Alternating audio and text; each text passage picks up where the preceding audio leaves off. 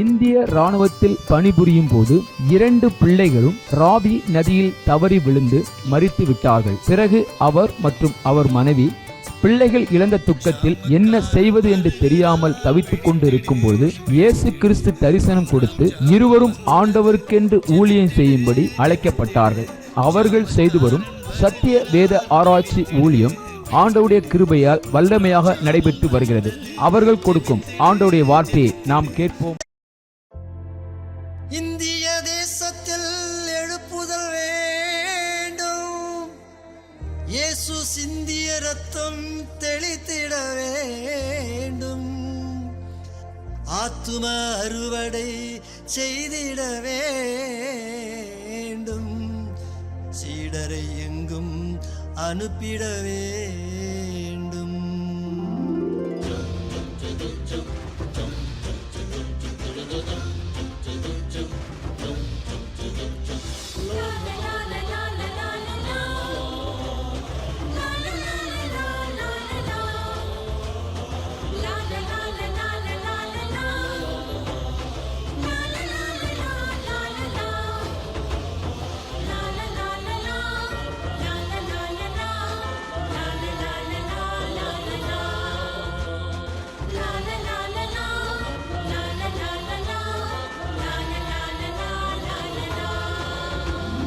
சிலுவை கொடி பறக்கட்டும், சீயோன் ராஜா வருகிறார். சிலுவை கொடி பறக்கட்டும், சீயோன் ராஜா வருகிறார். சிங்கம் போல நடந்திடு, சிறுநரிகள் ஓடிடும். சிங்கம் போல நடந்திடு, சிறுநரிகள் ஓடிடும். இந்தியாவில் வாழ்கின்ற மக்கள் ஒன்று கூடணும், இந்தியாவில் வாழ்கின்ற மக்கள் ஒன்று கூடணும். இமய முதல் குமரி வரை ஜெபாவி பொழியணும், இமய முதல் குமரி வரை ஜெபாவி பொழியணும், இமய முதல் குமரி வரை ஜெபாவி பொழியணும். சிலுவை கொடி பறக்கட்டும், சீயோன் ராஜா வருகிறார். சிலுவை கொடி பறக்கட்டும், சீயோன் ராஜா வருகிறார். சிங்கம் போல நடந்திடு, சிறுநரிகள் ஓடிடும். சிங்கம் போல நடந்திடு, சிறுநரிகள் ஓடிடும்.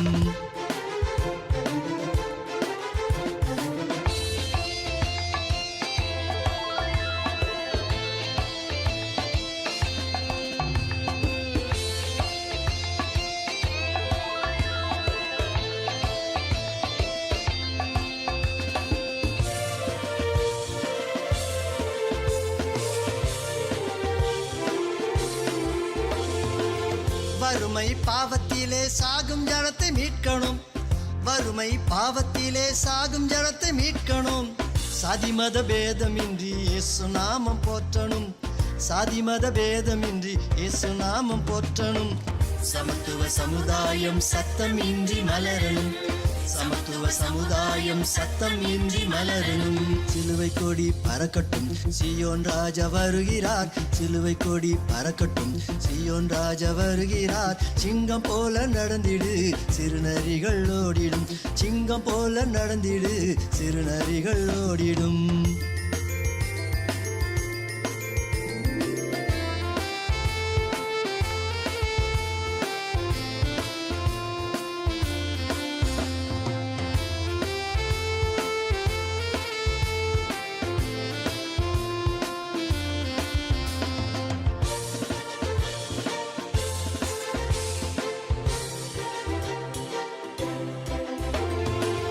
சீடனும் ஜாமக்காரன் யுத்த வீரன் எழுமனும், சீடனும் ஜாமக்காரன் யுத்த வீரன் எழுமனும்.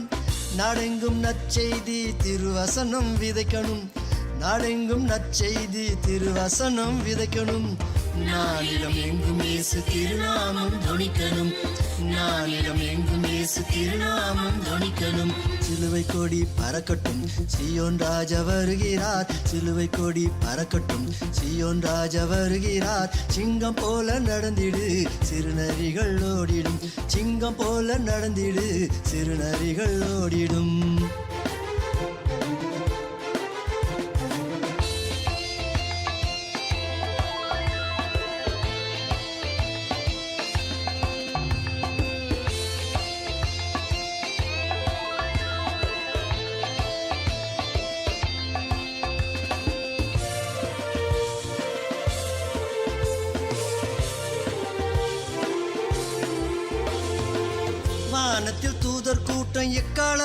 கேட்கும்போது, வானத்தில் தூதர் கூட்டம் எக்கால துணி கேட்கும்போது, இயேசு ராஜா வருவாரு எதிர்கொண்டு அழைக்கணும், இயேசு ராஜா வருவாரு எதிர்கொண்டு அழைக்கணும். பரிசுத்த கூட்டமாக பரலோகம் போகணும், பரிசுத்த கூட்டமாக பரலோகம் போகணும். சிலுவை கொடி பறக்கட்டும், சீயோன் ராஜா வருகிறார், சிலுவை கொடி பறக்கட்டும், சீயோன் ராஜா வருகிறார். சிங்கம் போல நடந்திடு, சிறுநரிகள் ஓடிடும், சிங்கம் போல நடந்திடு, சிறுநரிகள் ஓடிடும். இந்தியாவில் வாழ்கின்ற மக்கள் ஒன்று கூடணும், இந்தியாவில் வாழ்கின்ற மக்கள் ஒன்று கூடணும். இமய முதல் குமரி வரை ஜெபாவி பொழியணும், இமய முதல் குமரி வரை ஜெபாவி பொழியணும், இமய முதல் குமரி வரை ஜெபாவி பொழியணும். சிலுவை கொடி பறக்கட்டும், சீயோன் ராஜா வருகிறார், சிலுவை கொடி பறக்கட்டும், சீயோன் ராஜா வருகிறார். சிங்கம் போல நடந்திடு, சிறுநரிகள் ஓடிடும், சிங்கம் போல நடந்திடு, சிறுநரிகள் ஓடிடும்.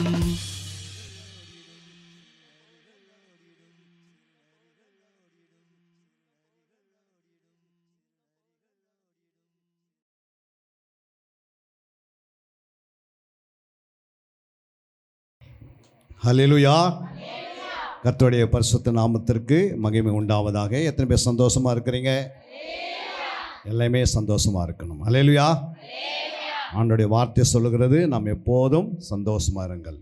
சந்தோஷமாக இருப்பது தேவ சித்தம், கவலையாக இருப்பது பிசாசின் சித்தம். ஹல்லேலூயா. இந்த நாளில் என்னை அழைத்த அருமையான போதகரையாவுக்கும் சுமக்கம். ஹல்லேலூயா. எத்தனை பேர் ஒரு அதிகாரத்தை ஒரு நாளைக்கு வாசிக்கிறீங்க? ஒரு அதிகாரத்தை நான் தினந்தோறும் வாசிக்கிறேன். ரொம்ப கம்மி தான். அல்லேலூயா. எத்தனை பேர் ஒரு மணி நேரம் ஜெபிக்கிறீங்க? ஜெபமும் குறையுதான். அல்லேலூயா. எத்தனை பேர் பரலோகம் போக ஆசைப்படுறீங்க? பரலோகம் போவதுக்கு புரியுங்களா, என்னென்ன செய்யணும்னு உங்களுக்கு தெரியணும். சும்மா போக முடியுமா? அந்த இடத்துல பிசாசு என்ன பண்ணுவான்? நம்மை தடுப்பான். அல்லேலூயா. அதனால் வசனத்தின்படி வாழ வேண்டும். அதிகமாக ஜெபத்திலே நிலைத்திருக்க வேண்டும். அல்லேலூயா. ரெண்டு கண்ணு போல. ஒரு வசனம் நம்முடைய கண்ணு போல, இன்னொரு வசனம் ஜெபம் என்பது இன்னொரு கண்ணு போல. அல்லேலூயா. இது ரெண்டு இருந்தால் தான் நம்ம சுபாவங்கள் மாறும். இல்லைன்னா நம்ம ஜென்ம சுபாவம் மாறாது. 100 லிட்டர் பாலுக்கு எத்தனை கிலோ புளி போட்டு நம்ம தயிராக மாற்றுறோம்? தயிர் போடணும். எத்தனை கிலோ புளி போடுறோம்? அதில் ஒரு கடுகளவு போடுறோம். புரியுங்களா? ஒரு சின்ன பாவம் முழு பரிசுத்தத்துக்கு எடுத்துரும். அல்லேலூயா. ஆண்டோடைய வருகை வரும்போதுக்குள்ளேயே நமக்குள்ள பாவத்தை பிசாசு தள்ளி விட்டுருவான். அதனால தான் நம்முடைய ஆவி, ஆத்மா, சரீரம் அவர் வருகையில் எப்படி இருக்கணும்? பரிசுத்தமாக இருந்தால் தான் எடுத்துக்கொள்ளப்பட முடியும். ஏன்னா இதுக்கு பிறகு ஒரு 1000 வருட அரசாட்சி இருக்கிறது. இந்த வாழ்க்கைக்கு பிறகு நித்திய வாழ்க்கை இருக்கிறது. அல்லேலூயா. ஆனால் பிசாசு நான் சொல்லுவான், நீ பைபிள் வாசிக்காமல் ஜெபம் பண்ணாதே, கர்த்தர் உன்னை என்ன பண்ணுவார்? வரிகளை எடுத்துக்கொள்வார். ஏன்னா நீ ஞானஸ்தானம் எடுத்திருக்கிற. அல்லேலூயா. ஜலத்தினாலும் ஞானஸ்தானம் எடுக்கணும், ஆவினாலும் எடுக்கணும். அப்புறம் எதில் எடுக்கணும்? அக்னினாலும் எடுக்கணும். வாசிக்கலாம் அந்த வசனத்தை. மத்தேயு 3ஆம் அதிகாரம் 11ஆம் வசனம். மனம் திரும்புதலுக்கென்று நான் ஜலத்தினால் உங்களுக்கு ஞானஸ்தானம் கொடுக்கிறேன், எனக்கு பின் வருகிறவரோ என்னிலும் வல்லவராய் இருக்கிறார், அவருடைய பாதரட்சைகளை சுமப்பதற்கு நான் பாத்திரன் அல்ல. அல்லேலூயா. அவர் என்ன சொல்கிறார்? மனம் திரும்புதலுக்கென்று ஜலத்தினால் ஞானஸ்தானம் கொடுக்கிறேன் என்று யோவான் ஸ்நானகன் சொல்கிறான். அல்லேலூயா. ஆனால் அதுக்கு பிறகு வருகிறவர் யார்? ஆண்டவராக இயேசு கிறிஸ்து. அவர் வந்து என்ன பண்ணுவாரா? ஆவினாலும் ஜலத்தினாலும் என்ன செய்ய முடியும்? ஞானஸ்தானம் கொடுப்பார். அல்லேலூயா. அப்போ ஆவினாலும் ஞானஸ்தானம் என்ன பண்ணியிருக்கணும்? நாம் ஞானஸ்தானத்தை பெற்றிருக்கணும். எத்தனை பேர் ஆவினாலே ஞானஸ்தானம் பெற்றிருக்கிறீங்க? ஆவினாலே ஞானஸ்தானம் பெற்றால் அவனுடைய வாழ்க்கை எப்படி இருக்குன்னா, அனுதினம் வேதம் இருக்கும், அனுதினம் ஜெபம் இருக்கும், தேவனுடைய கீழ்ப்படிதல் இருக்கும், ஆண்டவருடைய சித்தம் இருக்கும். செய்யணும், தேவனுடைய வார்த்தையை கற்றுக்கொள்ள வேண்டும். அல்லேலூயா. ஜலத்தினால ஞானஸ்தானம் எடுக்கணும், இரண்டாவது ஆவினால் எடுக்கணும் என்று அங்கே அப்போஸ்தலர் 1:4 அவர்களுடனே கூடி வந்திருக்கும் போது ம். அவர்களை நோக்கி, ம். யோவான் ஜனத்தினாலே ஞானஸ்தானம் கொடுத்தான். ம். நீங்கள் சில நாள்களுக்குள்ளே பரிசுத்த ஆவியினாலே ஞானஸ்தானம் பெறுவீர்கள். அல்லேலூயா. பாருங்க, யோவான் என்ன பண்ணியிருக்கிறாரு? ஜலத்தினால ஞானஸ்தானம் கொடுத்தார். சில நாளுக்குள்ள என்ன பண்ணுவீங்க நீங்க? பரிசுத்த ஆவியினாலே ஞானஸ்தானம் பெறுவீர்கள். 5ஆம் வசனம் சொல்லுகிறது, ஆகையால் எருசலேமை விட்டு ம், போகையில் ம். என்னிடத்தில் கேள்விப்பட்ட பிதாவின் வாக்குத்தத்தம் ம். நிறைவேற காத்திருங்கள் என்று ம். கட்டளையிட்டார். அல்லேலூயா. பாருங்க, எருசலேமை விட்டு எங்கும் போகாதீங்க. என்ன செய்யுங்க? நீங்க காத்திருங்க. ஜெபத்தில் அவங்க எத்தனை நாள் காத்திருந்தாங்க? அவங்க எத்தனை நாள் காத்திருந்தாலும் 10 நாள் காத்திருந்தாங்க. எத்தனை நாள்? 10 இரவு 10 பகலாக காத்திருந்தவர்கள் தான் அவங்க தான் அபிஷேகம் பெற்றாங்க. அல்லேலூயா. நீங்கள் எத்தனை பேர் அபிஷேகம் பெறுவதற்கு காத்திருந்து பெற்றுக்கொண்டிருக்கிறீங்க இவ்வளோ நேரம் ஜெபம் பண்ணி? அல்லேலூயா. தேவ அபிஷேகம் உங்கள் மேலே வந்து இறங்கிடுச்சுன்னா அது பிறகு நீங்கள் செயல்பட வேண்டியதில்லை, ஆவியானவரே உங்களை நடத்துவார். அல்லேலூயா. அப்போ எத்தனை மாதம் மெசேஜ் கேட்டாலும் சொல்லினே இருப்பீங்க. அந்த வசனம்லாம் நீங்கள் ஞாபகத்தில் இருக்கும். ஏன்னா வசனத்துக்குள்ளே தான் ஜீவன் இருக்கிறது, அந்த வசனத்துக்குள்ள ஆவி இருக்கிறது, அந்த வசனத்துக்குள் வல்லமை இருக்கிறது. அந்த வசனம் உடைய ஆவி ஆத்மா சரீரத்தில் ரத்தத்தில் கலக்கும் போது தான் உங்களுடைய சரீரத்தில் இருக்கிற சுகர் வந்து அழிஞ்சிடும். அல்லேலூயா. மூட்டு வலி அழிஞ்சிடும், கேன்சரு அழிஞ்சிடும். ஏன்னா வசனம் தான் இயேசு, இயேசு தான் வசனம். அது எழுதி நம்ம கையில் கொடுத்துருக்கிறார். இந்த வசனத்துக்கு உயிர் இருக்குதா இல்லையா? எப்படி இருக்குது? எப்படி தெரியுது உங்களுக்கு உயிர் இருக்குதுன்னு? வசனம் உயிராக இருக்குதுன்னு எல்லாருக்கும் தெரியும்ல. எப்படி உயிராக இருக்குது? இல்லை, ஏன் உயிராக இருக்குதுன்னா வசனம் எழுதினவர் உயிரோடு இருக்கிறார். அல்லேலூயா. அப்போ எழுதினவர் உயிராக இருக்கும் போது வசனம் எப்படி இருக்கும்? உயிராக இருக்கும். அதனால தான் அது உயிர்ப்பிக்கிற வல்லமை இருக்கிறது வசனத்துக்குள்ள. அதனால தான் எப்படியாப்பட்ட வியாதி இருந்தாலும் என்ன பண்ணோம்? உங்களுடைய பிபி, சுகரு, உங்களுடைய கேன்சரு இதெல்லாம் வந்து ஏன் அழியுதுன்னா அந்த வசனம் உள்ளே போய் என்ன பண்ணுது? ரத்தத்தில் கலக்குது. புரியுங்களா? நீங்கள் தியானம் பண்ணால் கலக்கும், தியானம் பண்ணலன்னா வியாதி அப்படியே இருக்கும், பாவம் அப்படியே இருக்கும். அதனால தான் வசனங்களை என்ன பண்ணுங்க? தியானித்து பாருங்கள் என்று பரிசுத்த ஆவியானவர் சொல்கிறார். யார் சொன்னது? பரிசுத்த என்ன சொன்னார்? வேத வாக்கியங்களை தியானம் பண்ணு ஆவியானவர் சொன்னார். அவருடைய வார்த்தைக்கு யார் கீழ்ப்படுகிறார்களோ அவர்களுக்கு என்ன உண்டாகுது? அவள் நீர்காலங்கள் ஓரமாய் நடப்பட்டு தன் காலங்களிலே கனி கொடுப்பார்கள். கனினா என்ன? அன்பாக இருப்பாங்க, சமாதானமாக இருப்பாங்க, நீடிய பொறுமையாக இருப்பாங்க, இச்சை அடக்கம் உள்ளவங்களாக இருப்பாங்க, தேவனுக்கு பயப்படுற பயத்தோடு இருப்பாங்க, உங்களுடைய மேய்ப்பருக்கு கீழ்ப்படைந்திருப்பீங்க, சபைக்கு கீழ்ப்படைந்திருப்பீங்க, இந்த ஊர் மக்களுக்கு முன்பாக சாட்சியாக ஜீவிப்பீங்க. அவங்கள பார்க்கும்போது அவங்க இயேசுவை பார்க்குற மாதிரி இருக்கும். ஆனால் இன்றைக்கி நம்மளை எப்படி பார்க்குறாங்க? எப்படிம்மா பார்க்குறாங்க? வந்துட்டாங்களே அவங்க இந்த பகுதியில் அப்படின்னா அவ்வளோயும் நமக்குள்ளே அந்த அன்பு இருந்தால் தான் நம்ம தேடி வருவாங்க மக்கள். அல்லேலூயா. அன்பு இல்லைன்னா யாரும் என்ன பண்ண மாட்டாங்க? கிட்ட வரமாட்டாங்க. கிட்ட யாரும் வரமாட்டாங்கன்னா அன்பு நம்மக்கிட்ட இருந்தால் பிசாசு கிட்ட வரமாட்டான். புரியுங்களா? அன்பு இல்லைன்னா அவங்ககிட்ட பிசாசு போய் சுற்றிக்கினே இருப்பான். ஏன்னா அன்பினாலே பூரண அன்பு பயத்தை என்ன பண்ணுது? புறமே தள்ளிடும். உங்களுக்குள்ளே பூரண அன்பு இருந்தால் உங்களுக்கு பயமே இருக்காது. அந்த உலகத்தை குறித்தோ, மரணத்தை குறித்தோ, வியாதி குறித்தோ, கடன் தொல்லையை குறித்தோ, எதை குறித்து நீங்கள் பயப்பட மாட்டீங்க. ஏன்னா இயேசு உங்களோடு கூட இருப்பார். அல்லேலூயா.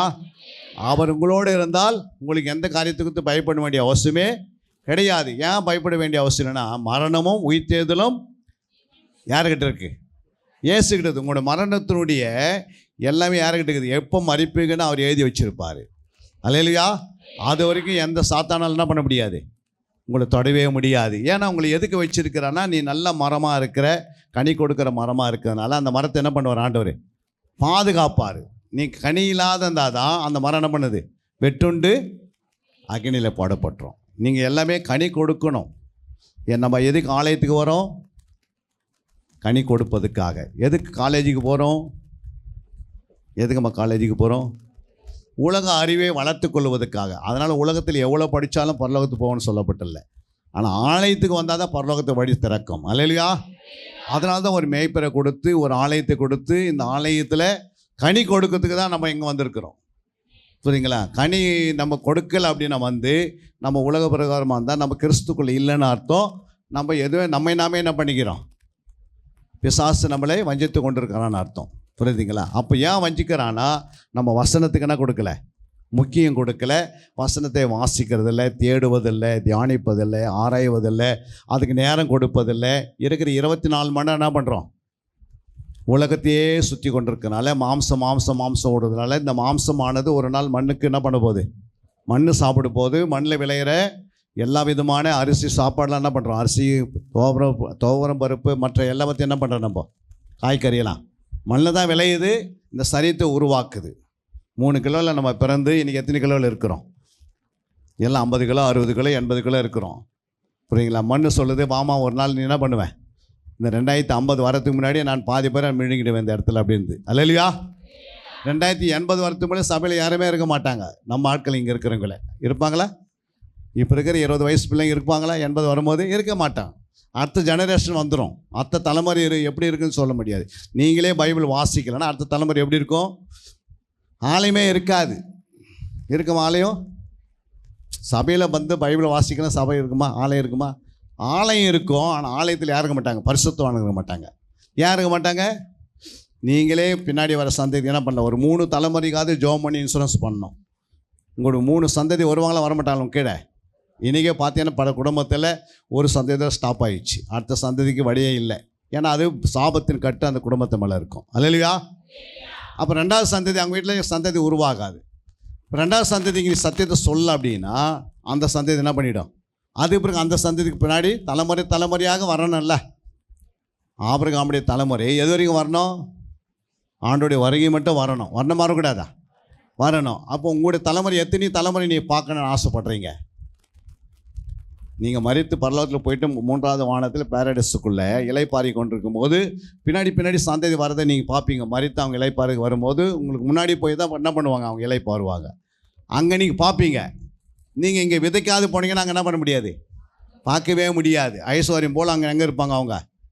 ஐயோ, என்னுடைய அத்தனை சந்ததி அங்கே போயிடுச்சு. அதுக்கு என்ன காரணம்? நான் என்ன பண்ணல? எங்கள் குடும்பத்துக்காக ஜெபிக்கலை. பின்னாடி 2வது தலைமுறைக்காக ஜெபிக்கலை. 3வது தலைமுறைக்காக ஜெபிக்கலை. அல்லேலூயா. ஒரு 3 தலைமுறைக்கு நீங்கள் இன்சூரன்ஸ் பண்ணால் 3 தலைமுறைக்கு வருமா வராதா? ஒரு 10 கோடி ரூபாய் எடுத்து எங்களுடைய தலைமுறைக்கெல்லாம் நான் இன்சூரன்ஸ் பண்ணிட்டு போகிறேன்னா அது அவங்க பின்னாடி வருமா வராதா? வரும். அப்போ சாதாரண பணமே இன்சூரன்ஸ் கொண்டு வருதுன்னா உங்கள் ஜெபம் கொண்டு வருமா? கொண்டு வராதா? ஏன் ஜெபிக்க முடியல அப்படின்னா ஜெபிக்கிற ஆவி நமக்குள்ளே இல்லை. என்ன ஆவி இருக்குது?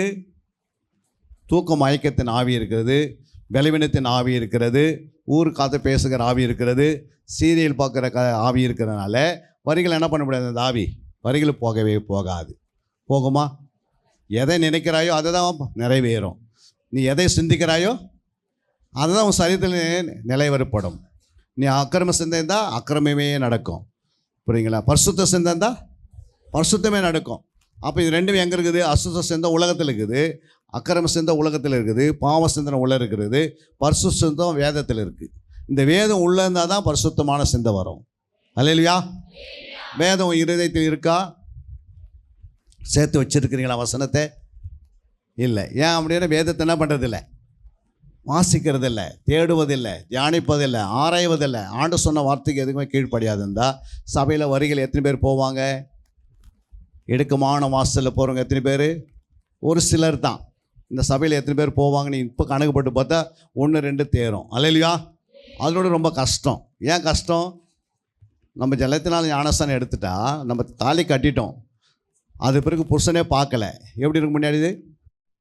புருஷனுடைய வார்த்தைக்கு கீழ்ப்படியலை, புருஷனுடைய வார்த்தைக்கு செவி கொடுக்கல, அவருடைய சம்பாதிச்ச சம்பளத்தை நம்ம என்ன பண்ணல, அனுபவிக்கலைன்னா நம்ம எப்படி இருப்போம்? எப்படிமா இருப்போம்? பலவீனமாக இருப்போம். இருக்க மாட்டோமா? நமக்கு நல்ல ஒரு மணவாளன் யார்? இயேசு. மணவாளனை ருசித்து பார்த்தீங்களா? மணவாளனோடு பேசியிருக்கிறீங்களா? மணவாளனோடு நீங்கள் உறவு வந்திருக்குதா? புத்தி உள்ள கண்ணிக்கு என்ன பண்ணாங்களாம்? எப்போதும் ஆண்டவரை எதிர்பார்த்து கொண்டே இருந்தாங்க. எண்ணெயோடு இருந்தாங்க, அபிஷேகத்தோடு இருந்தாங்க, ஜெபத்தோடு இருந்தாங்க. புரியுங்களா? காத்திருந்தாங்க. அவங்க வரிகள் என்ன பண்ணிட்டாங்க? எடுத்துக்கொள்ளப்பட்டாங்க. ஆனால் புத்தி இல்லாத கண்ணிங்க என்ன பண்ணிட்டாங்க? கைவிடப்பட்டுட்டாங்க. அப்புறம் ஆண்டவர்கிட்ட போய் ஆண்டவரே கதவை தரேன்னு கேட்குறாங்க. அப்போ ஆண்டவர் என்ன சொன்னார்? உங்களை அறியேன்னு சொன்னார். இல்லைங்க ஆண்டவர், நான் தசம்பாகம் கொடுத்தேன், காணிக்கை கொடுத்தேன், சர்ச்சைக்கு 8 மணிக்கு வந்தது ஒன்றுமாம்மா, ஆனால் வசனம் இல்லையே. எண்ணெய் இல்லையே, ஜெபம் இல்லையே, அபிஷேகம் இல்லையேன்னு கேட்பாரா கேட்க மாட்டாரா? ஆண்டவர் தெளிவாக எழுதி வச்சிட்டாரு. புரியுங்களா? கவர்மெண்ட்டில் சட்டம் வந்துடுச்சு, ஹெல்மெட் போடாது போனால் எவ்வளோ கொடுக்கணும்? ஹெல்மெட் போடாது போனால் எவ்வளோம்மா கொடுக்கணும்? 500 ரூபா கொடுக்கணும்னு வச்சுக்கோ. அப்போ அவர் டிவிலே பார்க்கல அந்த சட்டத்தை. அவர் ஹெல்மெட் போகாது போனால் என்ன செய்வார்? அவர் பிடிச்ச எவ்வளோ கொடுக்கணும்? அவர் 500 ரூபா கொடுக்கணும். ஏன்னா அவர் என்ன பண்ணல, சட்டத்தை பார்க்கல. அது மாதிரி வேதத்தில் இருக்கிற சட்ட புத்தகத்தில் இருக்கிற வேதத்தை நீங்கள் அறியாது இருந்தீங்கன்னா இருக்கிற அத்துக்கு சாபம் உங்கள் மேலே வந்துன்னு தான் இருக்கும். வருமா வராதா? கண்டுபிடிச்சிட்டிங்கன்னா வராது. பெற்றோர்கள் பிள்ளைகள்லாம் செய்யணும், கீழ்ப்படியணும். அந்த சட்ட பிள்ளைக்கு குழந்தைங்களுக்கு தெரிஞ்சால், வாலிப பிள்ளைங்க தெரிஞ்சால் அது எப்போவுமே கீழ்ப்படியும். ஏன்னா அப்படி கீழ்ப்படியெல்லாம் ஆயுசு நாள் குறையுன்னு போட்டிருக்குது. ஒரு தாய் தகப்பனுக்கு பிள்ளைங்க கீழ்ப்படியலாம் என்ன ஆகும்? ஆயுசு நாள் குறையும், நன்மையெல்லாம் குறைஞ்சிடும். ஆட்டோமேட்டிக்காக தெரியும். அப்போ பிள்ளைங்க பெற்றோர்கள் கீழ்ப்படியலாம் அப்படின்னா அது ஒரு 35 வயசு 40 வயசுக்குள்ளே ஆள் என்ன பண்ணிடுது, உள்ளே விட்டு போயிடுது. திடீர்னு என்ன ஆகுது? சட்டம் தெரியாது, எப்படி இப்போ மாட்டினார் ஹெல்மெட் போடாது. அது மாதிரி இவங்க என்ன பண்ணிக்கிறாங்க, ஏதாவது சிக்கிற பிசாசத்துமே அவங்கள என்ன பண்ணிடுறான், ஆளே காணாது பண்ணிடுறான். அதுக்கு என்ன காரணம்? சட்டத்தை அறியலை. மனைவிகளே உன் புருஷருக்கு எல்லாவற்றையும் என்ன பண்ணு, கீழ்ப்படி. அப்படி கீழ்ப்படிலாம் மனைவிக்கு என்ன ஆகுது? அவங்க திருப்பி பேச எதிர்த்து பேச அவங்க போய் பெட்டில் படுத்து ஒரு 10 வருஷம் என்ன பண்ணுவாங்க, அவங்க யூரினா அவங்களே வாசனை, அவங்க என்ன பண்ணுவாங்க, அவங்க பாத்ரூம் பண்ணுறதை அவங்களே அனுபவிப்பாங்க. சரிங்களா? முடிவு தான் தெரியும். நீதிமான்களுக்கு முடிவில் நிலைவரப்படுன்றார் ஆண்டவர் கடைசி நேரத்தில். அல்லேலூயா. அப்போ மனைவி கரெக்டாக கீழ்ப்படிந்தால் எல்லா ஆசீர்வாதம் அவங்ககிட்ட என்ன ஆகுது, பொங்கி எழும்புதா இல்லைங்களா? எழும்புது. அதை நம்ம கடைபிடிக்கணும். வசனத்தின்படி நம்ம நடந்தால் தான் என்ன பண்ண முடியும், எங்கே போக முடியும், பரலோகத்துக்கு போக முடியும். வசனத்தை விட்டுட்டு நம்ம இஷ்டத்துக்கு நம்ம வந்தோம் போனாலும் அதெல்லாம் ஆண்டவர் கணக்கு வைக்க மாட்டார். புரியுங்களா? நமக்கு ஆண்டவர் ஜலத்தினால் ஞானஸ்நானம் கொடுத்துட்டாரு. அடுத்தது எதெல்லாம் எடுக்கணும்? ஆவினால் எடுக்கணும், அப்புறம் அக்னியினால் எடுக்கணும். இது 3மே எழுதி வச்சுவர் கேட்டு நீங்கள் பெற்றுக்கணும். ஆண்டவரே, நான் ஜலத்தினால் எடுத்தேன், 1 மணி நேரம் முழங்கால் படி ஜெபம் பண்ணால் ஆவியான பேசுவார், இன்னும் கொஞ்சம் நாளில் உனக்கு நான் நிரப்புவேன், நீ என்னை கேட்டிருக்கிற, என் மேலே ஆவி வரணுன்னு. அடுத்து நான் அக்னியினால் ஞானஸ்நானம் எடுக்கணுன்னு நீ கேட்டதுனால நான் என்ன பண்ணுவேன், கேளுங்களா, அப்போது கொடுக்கப்படும். நம்ம எதுவும் உணவு கேட்கணும்னு அவசியம் கிடையாது. உடை, உணவு, இருக்க இடம்லாம் யாருக்கு தெரியும்? கொடுப்பதுக்கு ஆண்டவருக்கு தெரியும். அவருடைய பிள்ளைகளுக்கு என்ன பண்ணுவார், உணவு தருவார், உடைகளை தருவார், இறக்க இடங்களை தருவார், என்ன வேணுமோ அதெல்லாம் உங்களுக்கு எல்லாவற்றையும் கொடுப்பார். எதுலேயும் குறை இருக்காது. அல்லேலூயா. நம்ம வருகைக்கு ஆயத்தமாகணும்னா நாம் என்ன செய்யணும், அது உங்களுக்கு நல்லா தெரியணும். அல்லேலூயா. வசனம் சொல்லுகிறது, உன்னுடைய மேய்ப்பருக்கு எல்லாவற்றிலையும் கீழ்ப்படிந்து எப்படி இருக்கணுமா, அடங்கி இருக்கு சொல்கிறாரு. வாசிங்க அந்த வசனத்தை. எபிரேயர் 13ஆம் அதிகாரம் 7ஆம் வசனம். தேவ வசனத்தை உங்களுக்கு போதித்து உங்களை நடத்தினவர்களை நீங்கள் நினைத்து அவர்களுடைய நடக்கையின் முடிவை நன்றாய் சிந்தித்து அவர்களுடைய விசுவாசத்தை பின்பற்றுங்கள். அல்லேலூயா. பாருங்க, உங்களை நடத்தினவர்கள் யாரு? உங்களுடைய மேய்ப்பர். அவருடைய விசுவாசத்தை என்ன பண்ணணுமா, நீங்கள் பின்பற்றணும். அல்லேலூயா. பின்பற்ற நடக்கும் வரிகள் என்ன பண்ண முடியாது. அந்தமான் நிக்கோபார் எத்தனை பேர் கேள்விப்பட்டிருப்பீங்க? நிறைய பேர் கேள்விப்பட்டீங்க. சுனாமி வரும்போது எத்தனை பேர் அதில் தப்பிச்சாங்க? அந்தமான் நிக்கோபாரில் இது மாதிரி ஆலயம் இருந்தது. ஆலயத்துக்கு எல்லாமே உட்காந்து ஆலயம் ஆராதனை பண்ணி தான் இருந்தாங்க. மேய்ப்பர் மட்டும் அதில் மேய்ப்பர் அம்மா எல்லாமே இருந்தாங்க. அல்லேலூயா. ஆனால் அந்த அந்தமான் நிக்கோபாரில் காலையில் 8 மணிக்கு என்ன வந்திருக்குது, பூமி அதிர்ச்சி வந்தது. பூமி அதிர்ச்சி வரும்போது என்ன உண்டாச்சு, எல்லாம் வெளியே பார்த்தாங்க. சர்ச்சில் இருக்கிறனால வெளியே என்ன நடந்ததுன்னு பார்த்தாங்க. அதுக்கு பின்னாடியே சுனாமி வந்தது. சுனாமி வரும்போது அதில் 8000 பேர் தான் இருந்தாங்க அந்த அந்தமான் நிக்கோபாரில். எத்தனை பேர்? அதில் சபையும் இருந்தது, சபை விசுவாசிகளும் இருந்தாங்க. ஆனால் எல்லாமே மூடிச்சு. லாஸ்ட்டில் யார் தப்பிச்சதுன்னா ஒரே ஒரு ஃபாஸ்டர் மட்டும் தப்பிச்சு வெளியே வந்தார். ஏன்னா அவர் தான் ஆண்டவர் கீழ்ப்படிந்து இருக்கிறார். மீதெல்லாம் என்ன ஆயிடுச்சு. அது மாதிரி ஒரு பூமி அதிர்ச்சி வரப்போகிறது. கொரோனா மறுபடியும் திரும்பி பயங்கரமான கொரோனாலாம் வரப்போகிறது. கடைசி நாட்களில் வாழ்ந்துருக்கிறோம். அங்கங்கே என்ன நடக்குது, பெரிய பெரிய யுத்தங்கள் நடக்கிறது. எப்போ என்ன நடக்குன்னு யாருக்குமே தெரியாது. ஆனால் யாருக்கு தெரியும்? யார் வேதத்தை நேசிக்கிறாலும் அவங்களுக்கு மட்டும்தான் தெரியும். வேதத்துக்குள்ளே இந்த உலகத்தில் நடக்கிற அத்தனை காரியம் வேதத்துக்குள்ளே இருக்குது. அல்லேலூயா.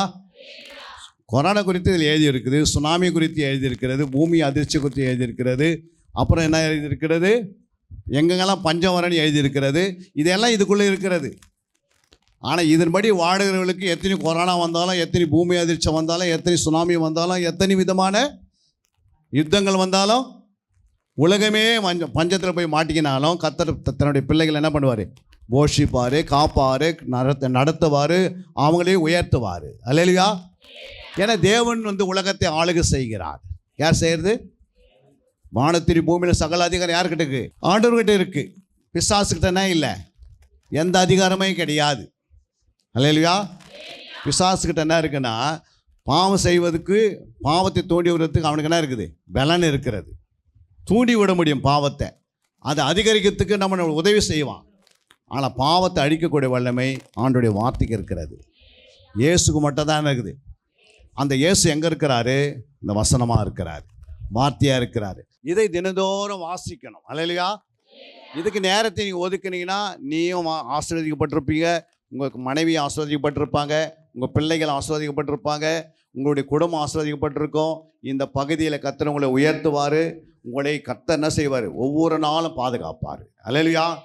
எந்த ஒரு வியாதி இல்லாத ஒரு வாழ்க்கை வாழ்வீங்க, எந்த நோய் இல்லாத ஒரு வாழ்க்கை வாழ்வீங்க, எந்த விதமான உங்களுக்கு குடும்பத்தில் பிள்ளைகளுக்கு நல்ல வேலையில் ஒரு டாக்டராக இருப்பீங்க, ஒரு இன்ஜினியராக இருப்பீங்க, ஒரு நல்ல ஜட்ஜாக இருப்பீங்க, நல்ல இந்த பகுதியில் கலெக்டராக உருவாக்குவார். இந்த பிள்ளைகளாம் கலெக்டராக மாறிடும். ஒரு குறிப்பிட்ட ஒரு 20 வருஷத்தில் என்ன பண்ணிவிடும்? இந்த பிள்ளைங்களாம் கர்த்தர் டாப் லெவலுக்கு கொண்டு வந்துடுவார். ஏன் கொண்டு வர்றாருன்னா, வானம் பூமி எல்லாமே யாரோடைய கருத்தில் இருக்குது? அவருடைய கருத்தில் இருக்குது. அவருடைய பிள்ளைகளை கர்த்தர் உயர்த்திடுவார். படிப்பதுக்கு அவரே எல்லாவற்றையும் செய்வார். புரியுங்களா? உங்கள் பிள்ளைகளை டேக் ஓவர் பண்ணி அவரே என்ன பண்ணுவார்? எல்லா படிப்பெல்லாம் அவரே கொடுப்பார். நம்ம செய்ய வேண்டியது என்ன? உலக சந்தோஷத்தை காட்டிலும் கர்த்தருடைய சந்தோஷம் பெரிதானது. அல்லேலூயா. வசனம் வாசித்த சந்தோஷம் மிகுதியாக இருக்குது. வசனத்தின்படி வாழ்ந்தால் நிம்மதி அதிகமாக இருக்குது. போய் படுத்த நல்ல தூக்கம் வருது. அல்லேலூயா. ஒரு ஃப்ளைட்டில் போனால் என்ன இருக்கும்? சந்தோஷமாக இருக்கும். அந்த சுனாமியில் பாருங்கள், எல்லாம் அழிஞ்சிட்டாங்க. ஏன் அழிஞ்சாங்க சுனாமியில்? சொல்லுங்கள். வசனத்துக்கு என்ன பண்ணல? அவங்க கீழ்ப்படியில் சும்மா வந்தாங்க, சபையை நிரப்பினாங்க, துதித்தாங்க, ஓடிட்டாங்க. இருதயத்தில் அக்கிரமம் செஞ்சிருந்தால் எவ்வளோதான் துதித்தாலும் என்ன பண்ணாது? வேலை நடக்காது. அல்லேலூயா. ஒருத்தர் துக்கப்படுத்திட்டு அவங்க முன்னாடி போய் சோறு போட்டு வச்சா சாப்பிடுவாங்களா? அது மாதிரி தான் ஆண்டவர் என்ன பண்ணுவார்? நம்ம துதிக்கிறத ஆண்டவர் ஏற்றுக்கொள்வான்னு. நம்ம ஃபஸ்ட்டு பரிசுத்தமாக இருக்கணும். புரியுதுங்களா? கர்த்தர் நம்ம என்ன பண்ணியிருக்கிறாரு? மற்றவங்களுக்கு முன்பாக நம்ம எப்படி வச்சிருக்கிறாரு? சாட்சியாய் வாழணும். நீ உன் தனிப்பட்ட வாழ்க்கையில் சாட்சி இருக்குதா? உன் குடும்ப வாழ்க்கையில் சாட்சி இருக்கிறதா? உன்னுடைய குடும்ப வேலை ஸ்தானத்தில் சாட்சியாக இருக்கிறாயா? எல்லாம் கவனிப்பார் ஆண்டவர். கவனிக்க மாட்டாரா? அங்கே நம்ம பித்தலாட்டம் பண்ணிக்கின்னு இருந்தால் என்ன பண்ண முடியாது? நம்ம மூலமாக 10 பேர் மனம் தர மாட்டான். அல்லேலூயா. நம்மளை பார்த்து என்ன பண்ணுவான்? இவங்களே எப்படி இருக்கிறாங்கன்னா, அப்போது இவங்க இயேசுவை ஏற்றுக்கொண்டா இதோட நம்ம மோசமாகிடுவேன்னு அவங்களுக்கே தெரியும். தெரியுமா? தெரியாதா? நம்ம போய் உலக மக்கள்கிட்ட ஒரு 1000 ரூபாய் கடன் கேட்டால் அவன் மனம் திரும்புவானா? திரும்பவே மாட்டான். ஏன் அப்படின்னா, அந்த தெய்வம் பேசும். என்னன்னு இவனே என்கிட்ட பிச்சை எடுத்துனுக்கிறான், அந்த கடவுள் எப்படி இருக்கும்? பிச்சைத்த கடவுளாக இருக்கும் அப்படி சொல்லணும். சொல்ல மாட்டானா? நம்ம மற்ற கொடுக்குறவராக இருக்கணும். நம்முடைய இயேசு எப்படி இருக்குது? வாங்குற இப்படி இருக்குமா? எப்படி இருக்குதா? நம்முடைய இயேசுடைய கை எப்படி இருக்குது? அப்போ இயேசு ஏற்றுக்கொண்ட கை எப்படி இருக்கணும்? இப்படி இருக்கணும். புரியுதுங்களா? கொடுக்குற கையாக மாற்றணும், அணைக்கிற கையாக மாற்றணும். புரியுதுங்களா? மற்றவங்களை அரவணைக்கணும், நேசிக்கிற கையாக இருக்கணும். அல்லேலூயா. வரவங்களை என்ன பண்ணியிருக்கணும்? வாங்க உட்காருங்க அப்படின்னு சொல்லணும். யாரையே? உங்களுடைய சத்துருக்களையே. அல்லேலூயா. சத்துருக்களை என்ன பண்ணுமா? சிநேகின்றாரு. புரியுங்களா?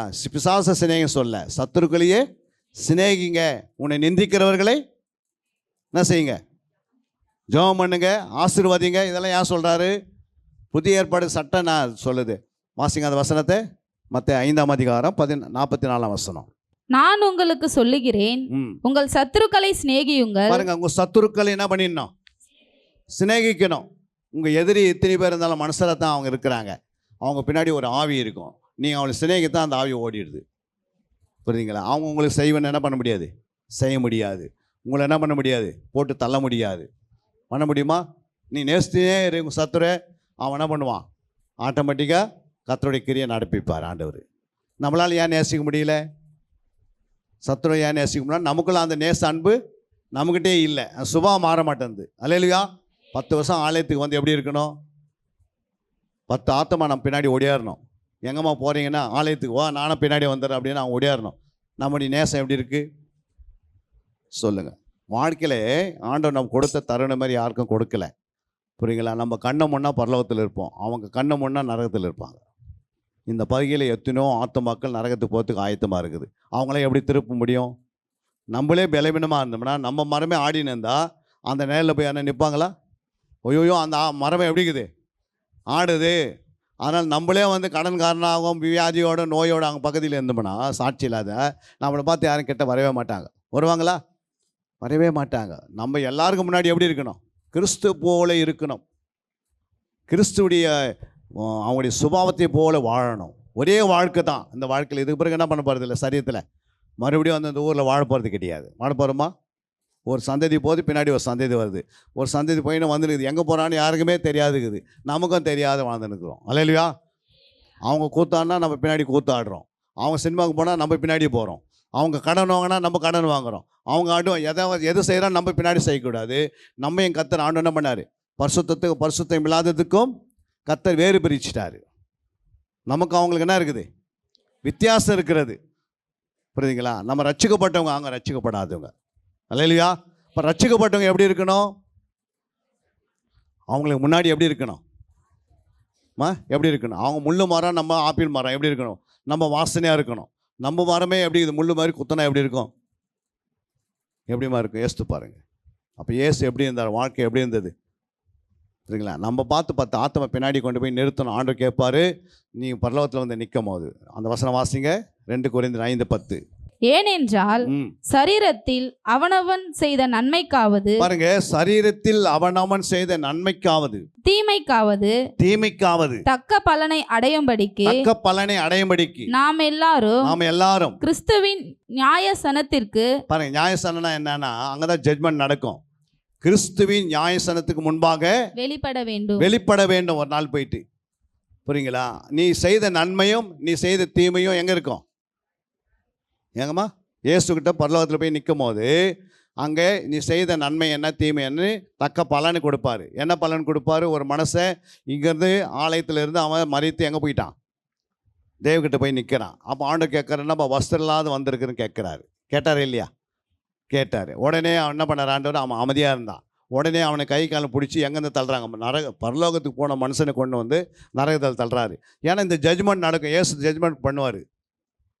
சரிங்களா? அங்கே போய் அங்கேருந்து விடுதலை காட்டிலே நீங்கள் இங்கே போய்க்கலாம். அல்லையா? சும்மா எதுங்க ஆலயத்துக்கு வந்து உட்காந்து நம்ம வேறு சுபம் இல்லாத வாழுது. அல்லையா? ஆலயத்துக்கு வந்தால் பரிசுத்தமாக ஜீவித்துடணும்.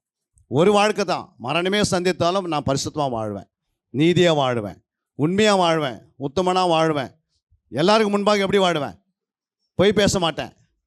புரியுங்களா? கொன்று போட்டாட என்ன பண்ணுவேன்?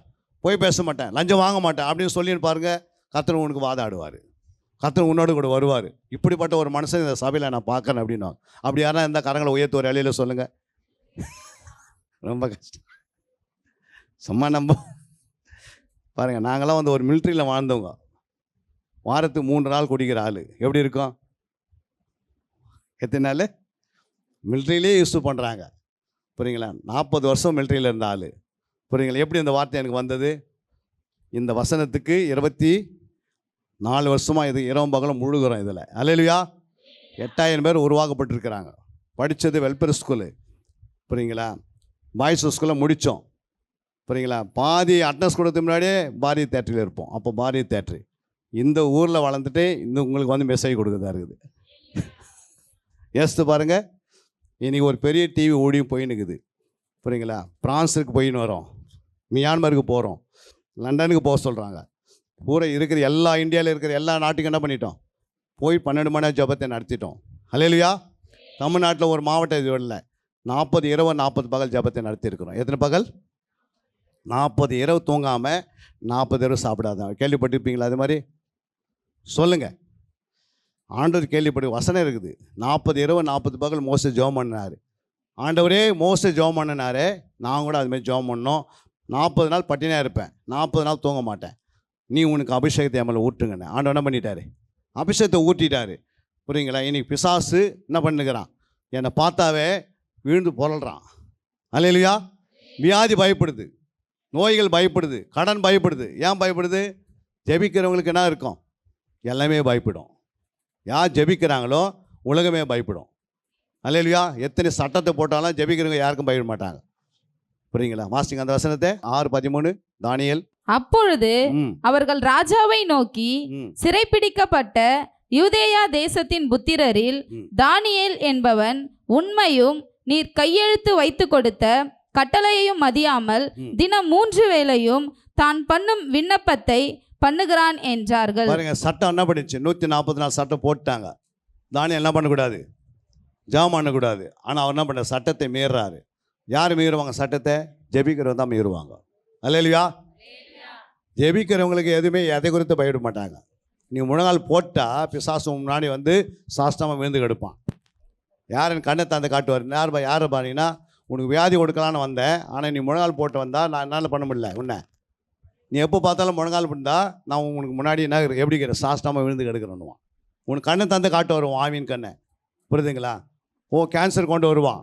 நீ முழங்கால் படி ஜெபம் பண்ணும்போது கேன்சர் என்ன பண்ணுவான்? கொடுக்கவே முடியாது. ஆபத்து கொண்டு வருவான், நாளைக்கு கொண்டு போட்டு தரலான்னு. நீ முழங்காலில் நிற்கிற, உன் பிள்ளைங்க ஒன்றுமே பண்ண முடியாது. உன் கணவரை ஒன்றும் பண்ண முடியாது. பூமியில் அழகாக வாழ்ந்து குடும்ப சந்ததியாக வாழ்வீங்க. உங்கள் சந்ததி யாருமே தொடவே முடியாது. ஒரு மணி நேரம் முழங்கால் போடாதவங்க எப்படி கிறிஸ்தவனாக இருக்க முடியும்? சும்மா ஏதோ வந்தோம் போன்றதுக்காக நம்ம இல்லை, நம்ம ஆவியில் இருக்கிறோம். நம்மளாம் ஆவிக்குரியவர்கள். அல்லேலூயா. ஆவிக்குரியில் எப்படி இருக்கணும்? ஆவிலே இருக்கணும். சரீரத்தில் மாம்சம் பேசவே கூடாது. புரியுங்களா? சாப்பிட்டீங்களான்னு அதெல்லாம் வரல. நீ ஆவிக்குரிய சாப்பாடு கூட அவங்களுக்கு போயிட்டு ஜெபம் பண்ணு. ஜெபம் என்பது ஆவிக்குரிய சாப்பாடு, ஆவிக்குரிய போஜனம். சொல்கிற எனக்குன்னு ஒரு போஜனம் இருந்தது. அது என்ன போஜனம்? நம்ம போஜனமா? அதை நிறைவேற்றுவே நான் அந்த உலகத்துக்கு வந்தேன்றாரு. அது ஆவிக்குரிய போஜனம். புரியுங்களா? தலை சாக்கி எனக்கு என்ன இல்லை? இவ்வளோ பேர் உலகத்தை உண்டாக்கினதுக்கு என்ன இல்லை? தலை சாக்கி இடம் இல்லைன்னா என்ன அர்த்தம்? நேரம் இல்லை படுக்கிறதுக்காக. போய் படுத்தா அந்த ஆத்மாக்காக ஜெபம்னு சொல்கிறாரு. போய் படுத்தா உன்னத்தை ரிப்போர்ட் பண்ணுறாங்க, எனக்கு வியாதியாக இருக்குதுன்றாங்க. போய் படுத்தா யாருன்னா வந்து நம்ம குஷ்டரோகி வந்து நிற்கிறான் வாசலில். அப்போ அவரால் படுக்க முடியுமா? அந்த மாதிரி நீங்கள் இருக்கிறது தான் ஆண்டவர் சுத்தமாக இருக்குது. அல்லேலூயா. இந்த பூமியில் ஏதாவது ஒரு ஆண்டவருக்கு என்ன பண்ணோம்? பணம், பொருள் இதெல்லாம் வந்து தானாக மோதும்.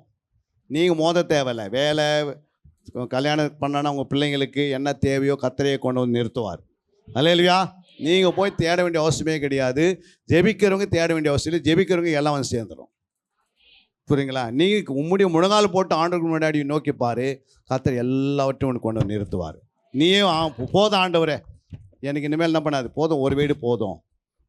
புரியுங்களா? என் பிள்ளைங்க போதுங்க ஆண்டவரே, இந்த ஆசீர்வாதம் எனக்கு போதும், இனிமேல் உனக்காக நான் ஓடுவேன்னு சொல்லுவீங்க.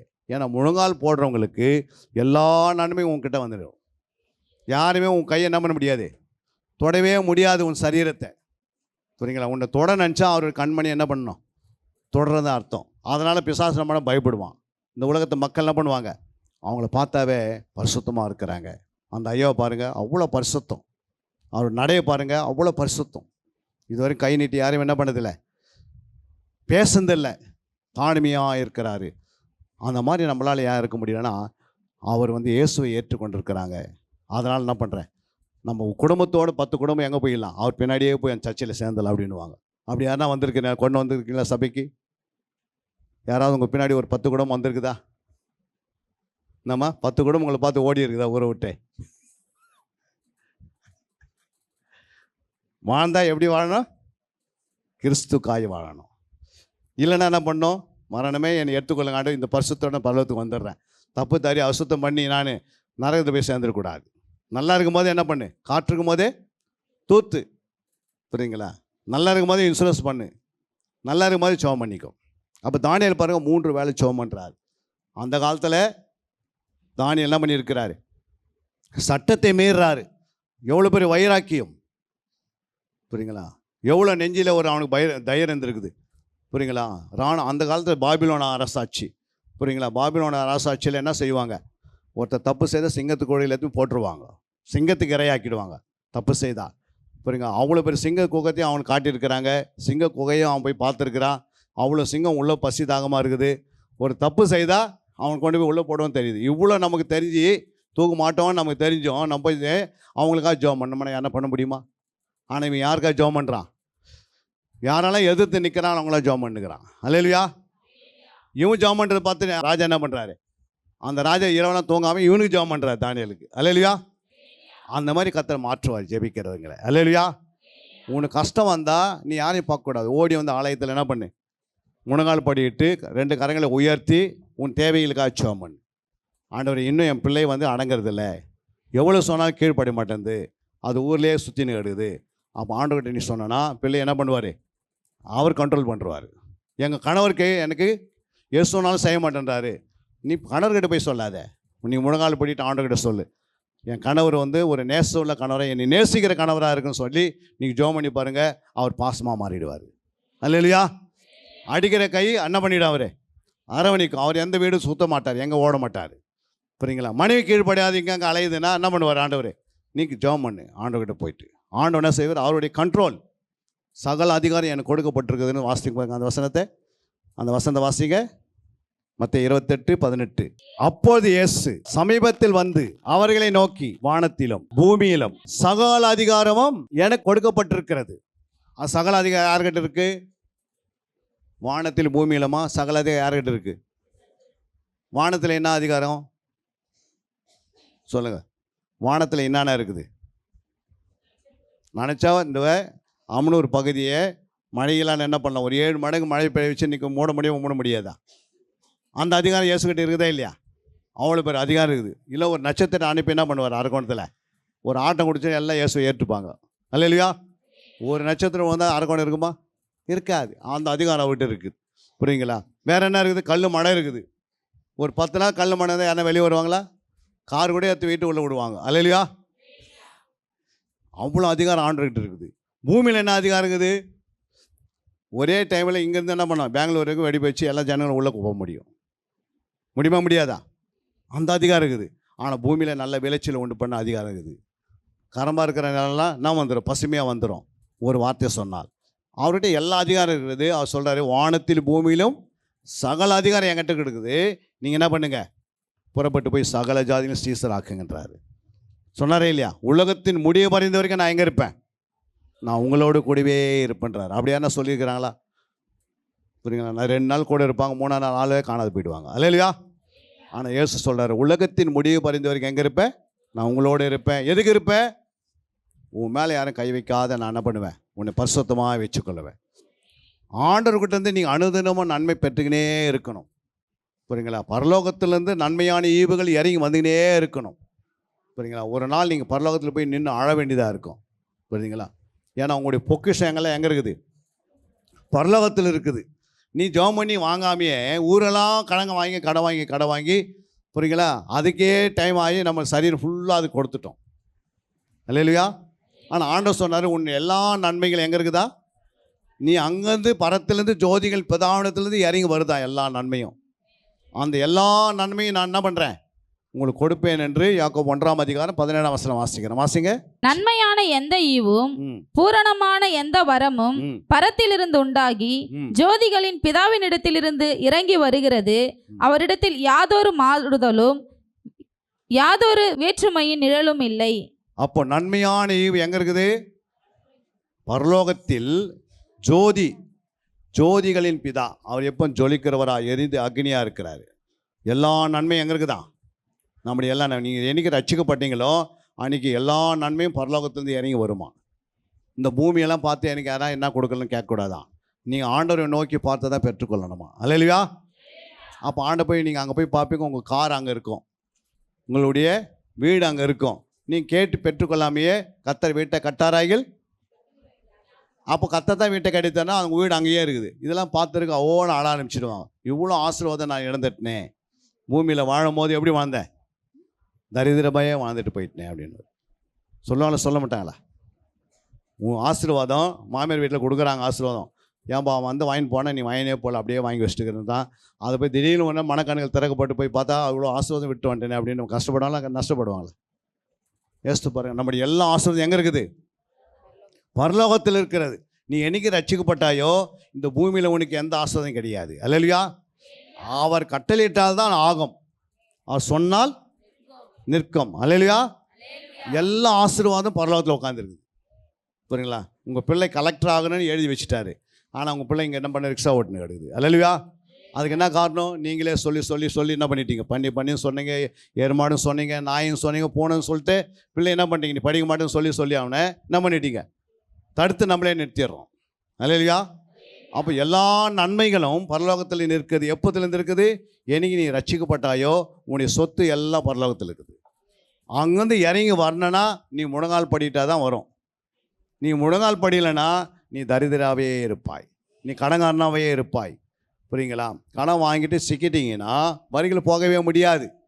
கடங்காரன் வந்து வீட்டு வாசல் நிற்பான் அந்த பணத்துக்கிட்ட.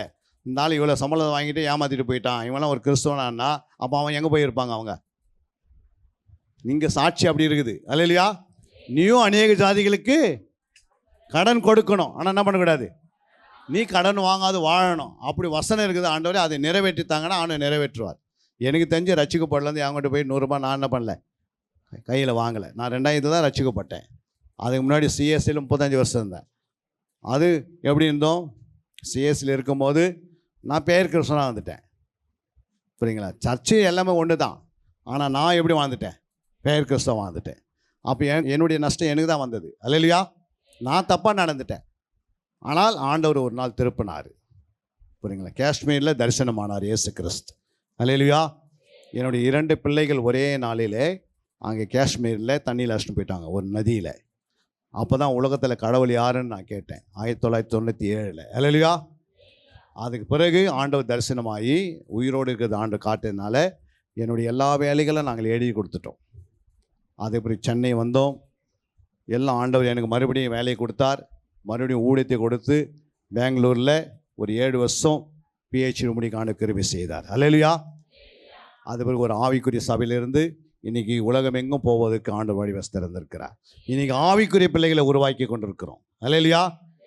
இன்றைக்கி எனக்கு பிள்ளை ஆண்டவர் என் பிள்ளைங்க எங்கே இருக்குதுன்னு கேட்டால் 2 பிள்ளைங்களும் எங்கே இருக்கிறாங்க? தரிசனத்தில் ஆண்டு காட்டினார், பரலோகத்தில் இயேசுக்கிட்ட இருக்குது. தாவீது சொல்கிறாரு, என் பிள்ளை மறிச்சாச்சு, இனிமேல் அவர் போய் என்ன பண்ணுறார்? ஆடம்பரமாக சாப்பிட்டு இனிமேல் அவர் வேலையை பார்க்குறார். அப்போ அந்த தாவீதை கேட்குறாங்க, என்னங்க பிள்ளை உயிரோடுக்கும் போது ஜோம் பண்ணிங்க, உபவாசம் பண்ணிங்க, அதை பண்ணிங்க, இப்போ பிள்ளை செத்து போயிடுச்சு, நீங்கள் என்ன பண்ணிக்கிறீங்க? போய் பிரியாணி சாப்பிட்டுங்கிறீங்க கேட்டால், நான் இனிமேல் பிள்ளையை என்ன பார்க்காது, நான் தான் பிள்ளையை போய் பார்க்கணுன்னு அவரே சாட்சி கொடுக்குறாரு. அப்போ பிள்ளைகள் எங்கே இருக்கும்? கர்த்தருடைய சமூகத்தில் இருக்கும். அல்லேலூயா. இன்றைக்கி என்னை காட்டும் ஏன் ஆண்டவர்கிட்ட இருக்கிற 4 பிள்ளைங்க அது அழகாக வளர்ந்துன்னு இருக்குது. ஒரு நாள் நாங்கள் போய் பார்ப்போம், பேசுவோம். முடியுமா? முடியாதா? கர்த்தர் அதை நிறைவேற்றுவார். சொன்னவர் நிறைவேற்றுவார். அவரால் ஆகாத காரியம் ஒன்றுமே இல்லை. நீ விசுவாசித்தால் தேவனுடைய மகிமையை பார்ப்பாய். நீ விசுவாசிக்கிறவங்க எல்லாம் கூடாது ஒன்றுமே இல்லை. நீங்கள் ஆண்டவர் மேலே நிச்சயமாக முழு இருதயத்தோடு வந்தீங்கன்னு வச்சுங்க, கொஞ்சே நாளில் இந்த சபையானது வெகு வேகமாக வளர ஆரம்பிக்கும். அதுக்கு உங்கள் இருதயத்தை நீங்கள் என்ன பண்ணோம்? நீங்கள் ஒப்பு கொடுத்து இனிமேல் வேதத்தை குறித்து நான் ஆட போகிறேன், ஜெபத்தில் வளர போகிறேன், இந்த பட்டணத்தில் நான் மறுபடியும் மறுபிறப்பு எனக்கு வந்தாச்சு. புரியுங்களா? மறு ஜென்மம் எப்படி வருது? மறுபிறப்பு இயேசுக்குள்ளே வருது. புரியுங்களா? அப்போ எப்படி இருக்கணும்? இயேசு போலே நான் வாழ்வேன். அப்படி அர்ப்பணித்தாதான் இந்த சபை ஆயிரங்களாக லட்சங்களாக உருவாக்கப்படும். புரியுங்களா? ஆண்டவருக்கு ஆலயத்தை கட்டி நிறைவேற்றுக்கு தேவனை குடும்பம் முடியாதா? நம்ம 10 பேர் பரிசுத்தம் ஆகிட்டோம்னா எல்லா சபையும் பரிசுத்தம் ஆகிடும். புரியுங்க? பிசைந்த மாவு பரிசுத்தமாக இருந்தால் எல்லாமே பரிசுத்தமாக இருக்கும். அல்லேலூயா. ஆரமே புளிப்பாக இருந்தால் என்ன பண்ண முடியாது? எல்லாமே புளிப்பாக மாறிடும். அதனால் ஆண்டவர் என்ன சொல்கிறாரு? என் வசனத்துக்கு கீழ்ப்படிங்க. அப்போ அதை தியானிக்கணும். ஃபஸ்ட்டு வசனத்தை கற்றுக்கொள்ளணும். புரியுதுங்களா? முதலாவது என்ன பண்ணியிருக்கணும்? வேத வாக்கியங்களை கற்றுக்கொள்ளணும். வேதம் என்ன சொல்லுகிறது கற்றுக்கொள்ளணும். இதை நீங்கள் கற்றுக்கொள்ள தேவையில்லை. உங்களுக்குள்ள இருக்கிற ஆவியானவரே என்ன செய்வார்? கற்றுக் கொடுப்பார். உங்கள் மேலே ஆவியன் இறங்கி வருவார். புரியுங்களா? வசனத்து மேலே உங்களுக்கு பசிதாக இருந்துச்சுன்னா ஆவியன் உங்கள் மேலே இறங்கி வருவாருன்னு அப்போஸ்தலர் 10:44 கேட்கிறோம். வாசிங்க. இந்த வார்த்தைகளை பேதுரு பேசிக் கொண்டிருக்கும் வசனத்தை கேட்டவர்கள் யாவர் மேலும் பரிசுத்த ஆவியானவர் இறங்கினார். அல்லேலூயா. எத்தனை பேர் வசனத்தை நான் கற்றுக்கொள்ள வேண்டும் நினைக்கிறேன்? அவன் மட்டும் கரங்களை உயர்த்துங்க. இல்லை, மறுபடியும் இங்கே வந்து கிளாஸ் எடுப்போம். அல்லேலூயா. முழு வேதத்தை அழகாக உங்களுக்கு கற்றுக் கொடுப்போம் போர்டு வச்சு. புரியுங்களா? வெறும் ஒரு 6 மாதத்துக்குள்ளேயே நீங்கள் உங்களுடைய டர்னிங் பாயிண்ட் உருவாகிடும், வேகமாக உருவாகும். கர்த்தர் உங்களுக்காக வைத்திருக்கிற அத்தனை நன்மைகளும் உங்களை வந்து மோத ஆரம்பிச்சிடும். ஏன்னா ஆண்டவர் சொல்கிறாரு, இன்று நீ உன்னை பரிசுத்தப்படுத்திக்கொள், நாளை அற்புதம் நடக்கும். அப்போ நம்மை பரிசுத்தத்துக்காக ஏங்கி கொண்டிருக்கிறார். ரத்தம் சிந்ததுக்கு எதுக்குன்னா நம்ம பரிசுத்தம் ஆடுவதுக்கு தான். பரிசுத்தம் உள்ளவர்கள் இன்னும், அப்போ அந்த பரிசுத்தம் மேல் பரிசுத்தமாக போய்கொண்டே இருக்கணும். நீதி செய்கிறவர்கள் நீதி செய்யட்டும், அநேகம் செய்யட்டும். எங்கே சொல்கிறார் வசனம்? பைபிள் சபையில் தான் சொல்கிறார். சபையில் அநேக செய்களும் இருப்பாங்க, அநீதி செய்களும் இருப்பாங்க, பரிசுத்தம் மூலமாக இருப்பாங்க, பரிசுத்தம் இல்லாத இருப்பாங்க. எல்லாம் எங்கே சொல்கிறாரு? இந்த வசனம் உலகத்துக்கு தெரியுமா? இந்த பைபிள் இருக்கிற 22ஆம் அதிகாரம் வெளிப்படுத்தினல் 22 11 12 தெரியுமா? வாசிங்க. அநியாயம் செய்கிறவன் அநியாயம் செய்கிறவன் இன்னும் அநியாயம் இன்னும் செய்யட்டும். அநியாயம் செய்யட்டும். அசுத்தமா இருக்கிறவன் அசுத்தமா இருக்கிறவன் இன்னும் அசுத்தமா இன்னும் இருக்கட்டும். அசுத்தமா இருக்கட்டும். நீதியுள்ளவன் நீதி உள்ளவன் இன்னும் நீதி நீதி செய்யட்டும். செய்யட்டும். பரிசுத்தமுள்ளவன் பரிசுத்தமுள்ளவன் இன்னும் இன்னும் பரிசுத்தமாகட்டும். பரிசுத்தமாகட்டும். இதோ சீக்கிரமாய் வருகிறேன். சீக்கிரமாய் வருகிறேன். அவனவனுடைய கிரியைகளின் அவனோட கிரிகள் அவனவனுக்கு நான் அளிக்கும் பலன் என்னோடு கூட என்னோடு கூட வருகிறது. வருகிறது. பாருங்க, ஆண்டவர் சொல்றாரு. இந்த வசனம் யாராவது உலக மக்களுக்கு தெரியுமா? நம்மளே சர்ச்சில் உட்காந்து பைபிள் கையில் வச்சுன்னா நமக்கே தெரியாது உட்காந்துப்போம். உலக மக்களுக்கு தெரியுமா? இது உலகத்துக்கு எழுதியிருப்பார். புரியுங்களா? பைபிள் யாருக்காக எழுதினாரு? உலகத்துக்காக எழுதினார். ஆனால் ரட்சிக்கப்பட்டவங்க தான் பைபிள் அறிஞ்சிருப்பாங்க.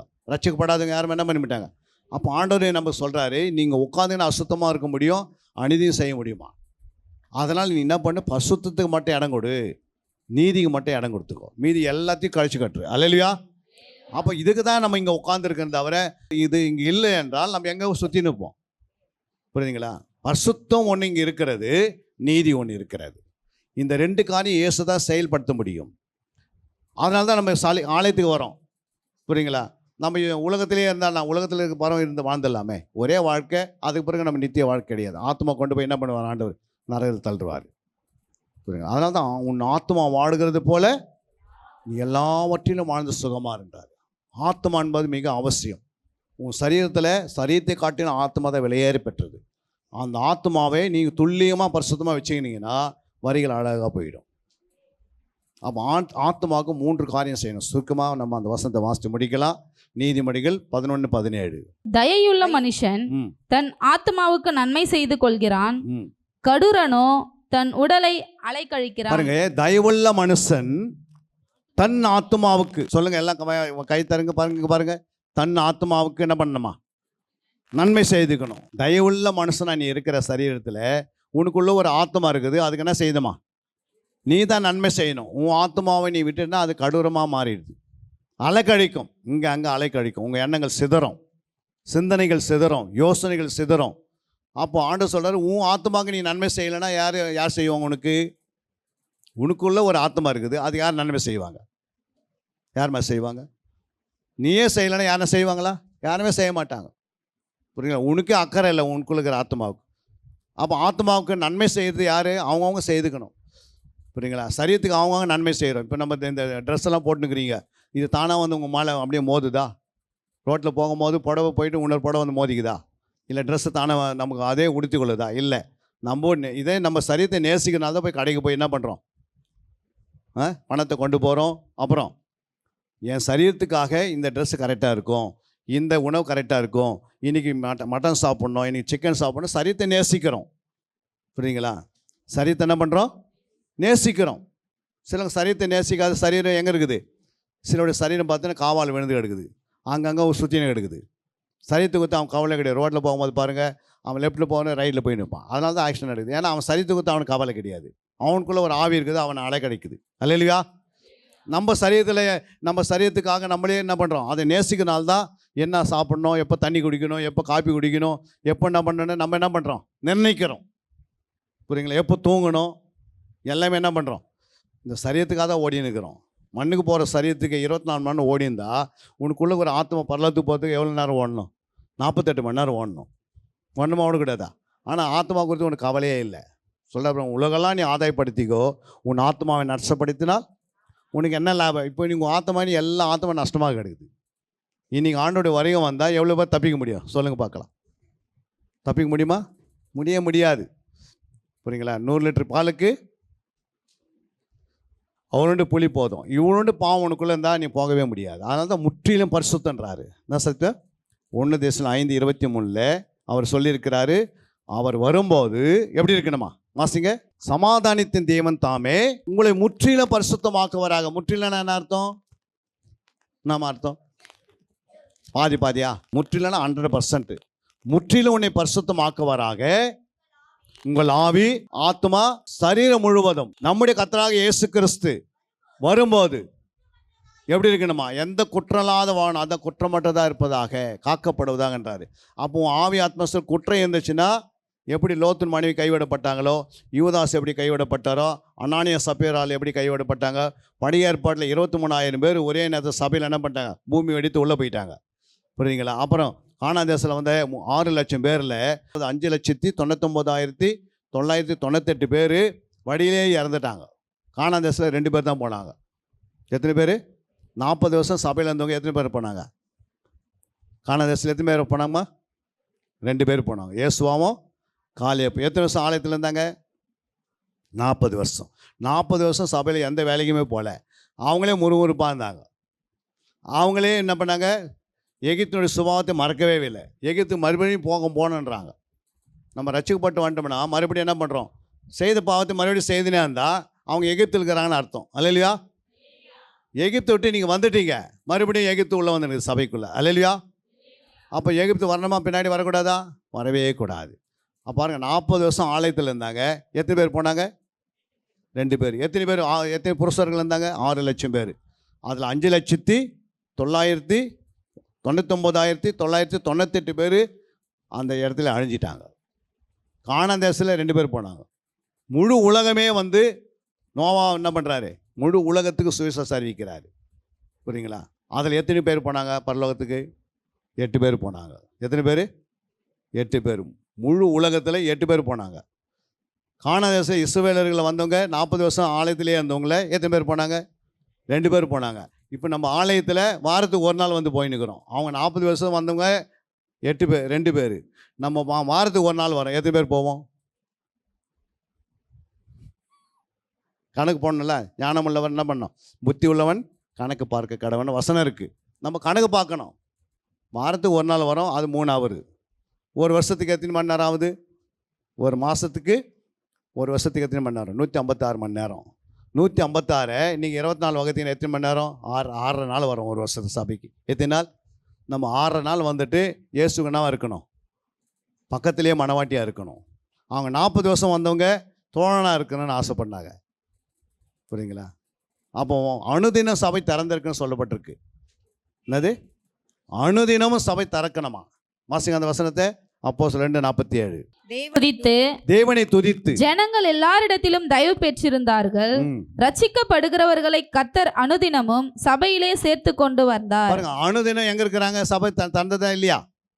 அனுதினம் அவங்க சபையில் கொண்டு சேர்த்தார் ஆண்டவர். ரட்சிக்கப்படுறவர்களை வெளியே அவ்வளோ பேர் ரட்சிக்கப்படுறாங்க. அவங்களை கொண்டு வந்து என்ன பண்ணுறாரு ஆண்டவர்? சபையில் சேர்க்கணும்னா சபை எப்படி இருக்கணும்? அனுதினமும் திறந்து இருக்கணும். உங்களுக்கு எங்கே இருந்தாலும், வீட்டுக்கு வந்தாலும் ஒரு மணி நேரம் ஓடியாந்தணும் ஆலயத்துக்கு. புரியுங்க? நைட்டெல்லாம் வந்து உழுந்து கிடந்து ஜெபம் பண்ணுங்க. இந்த ஆலயம் எப்பவுமே திறந்துருக்கும். நீங்கள் ஓடி வந்து எங்கே வரணும்? வேலை முடிச்சுட்டு வந்தீங்க, கொஞ்சம் வந்தீங்க, டீ சாப்பிட்டீங்க, நேரம் எங்கே வந்துடு? ஆலயத்துக்கு வந்து ஒரு 2 மணி நேரம் முழங்கால் படிட்டு நல்லா பாட்டு பாடி ஜெபம் பண்ணிட்டு போங்க. அப்போ அனுதினம் திறந்துனே இருந்தால் ஊரே ரசிக்கப்பட்டு உள்ளே உட்காந்துக்கும். அல்லையா? ஆனால் நம்ம என்ன பண்ண, வாரத்துக்கு ஒரு நாள் நடத்துகிறோம். வாரத்துக்கு ஒரு நாள் எங்கே இருக்குது பைபிளில் நடத்துகிற சபையை? எங்காவது எழுதிக்கிறதா சொல்லுங்கள் பார்க்கலாம். பழைய ஏற்பாட்டிலேயே வாரத்தில் எத்தனை நாள் நடத்தாங்களா? ஒரு ஜாமம் வரைக்கும் அறிக்கை செய்திருக்கிறாங்க. வாசிங்க அந்த வசனத்தை. நெகேமியா 9:3. அவர்கள் எழுந்து நின்று தங்கள் நிலையில் நின்றார்கள். அப்பொழுது ஒரு ஜாமம் மட்டும் அவர்களுடைய தேவனாகிய கர்த்தரின் நியாயப்பிரமாண புஸ்தகம் வாசிக்கப்பட்டது. பாருங்க எப்படி, ஒரு ஜாமனா 3 ஹவர் எழுந்து நின்று சங்கீத புஸ்தகத்தை நம்ம எவ்வளோ நேரம் வாசிக்கிறோம்? சங்கீத புஸ்தகம் எவ்வளோ நேரமாக வாசிக்கிறோம்? சங்கீதத்தை ஒரே ஒரு சங்கீதத்தை 5 நிமிஷத்தில் வாசித்து முடிச்சிடுறோம். ஆனால் அவங்க என்ன பண்ணுறாங்க? நியாயப்பிரமாண புத்தகன்றது ஆதியாகவும், யாத்திராகவும், லேவியராகவும், எண்ணாகும், உபாகம் புத்தகத்தை, அதுக்கு தான் பேர் தான் நியாயப்பிரமாண புத்தகம். இந்த 5 புத்தகத்தையும் ஒரு 3 மணி நேரம் என்ன பண்ணுறாங்க? எழுந்து நின்று வாசிக்கிறாங்க சபையில். அதுக்கு அடுத்தது பாருங்க.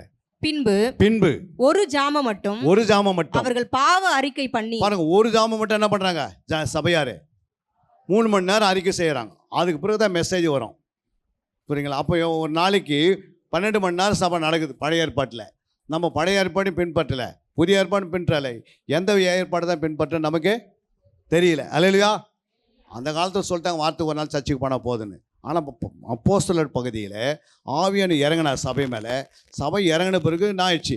சபை அனுதினம் என்ன ஆயிடுச்சு? திறக்கப்பட்டது. ரட்சிக்கப்படுகிறவர்களை கர்த்தர் என்ன பண்ணார்? அனுதினம் என்ன பண்ணியிருக்கிறாரு? அனுதினம் சபையில் கொண்டு வந்து சேர்த்தார். சபைனா என்ன அர்த்தம்? நம்ம தான் சபை. இது ஆலயம், கட்டிடமான ஆலயம். இதில் நம்ம சபையாக இருக்கிறோம். நம்மளோடு கூட இணைப்பாராம். அப்போ நம்ம தான் அனுதினமாக என்ன பண்ணியிருக்கணும்? இந்த சரி இந்த ஆவி ஆத்மா சரீரம் இது ஒரு சபை. இது அனுதினம் என்ன பண்ணியிருக்கணும்? ஜெபம் பண்ணியிருக்கணும், அனுதின வேதத்தை வாசித்திருக்கணும், அனுதினம் நடமாட வேதமாக இருந்திருக்கணும், அனுதினமாக சுவிசேஷம் அறிவிச்சிருக்கணும், அனுதினமாக எல்லாருக்கும் போய் என்ன பண்ணியிருக்கணும்? நற்கிரியில் செய்துன்னு சொல்கிறாரு. இதுதான் சபை. இந்த சரீரமாக சபையை நீ கெடுத்தால் உனக்கு என்ன லாபம்? அல்லேலூயா. உன் ஆத்மாவை என்ன பண்ணியிருக்கணும்? நன்மை செய்யணும். சரீரத்துக்கு நன்மை செய்கிறீங்க, அந்த அறிவு நமக்கு இருக்கிறது. அதுக்கு நம்ம உலகத்தில் படிச்சிருக்கிறோம். புரியுதுங்களா? அந்த அறிவினால் என்ன பண்ண முடியாது? பரலோகத்திலாம் போகலாம் முடியாது. நீ எவ்வளோனா படிச்சுக்கோ. புரியுங்களா? பேதுரையாவும் 1ஆம் கிளாஸ் கூட படிக்கலை. என்ன படிக்கலை? 1ஆம் கிளாஸில் படிக்கலை. அவங்களாம் என்ன வந்தாங்க? அப்போஸ்தலராக இருந்தாங்க. புரியுங்களா? ஏன் அப்படின்னா, படிக்காதது ஏன் ஆண்டு தெரிந்து கொண்டாருன்னா, அவங்க சொல்கிறத அப்படியே செய்வாங்க.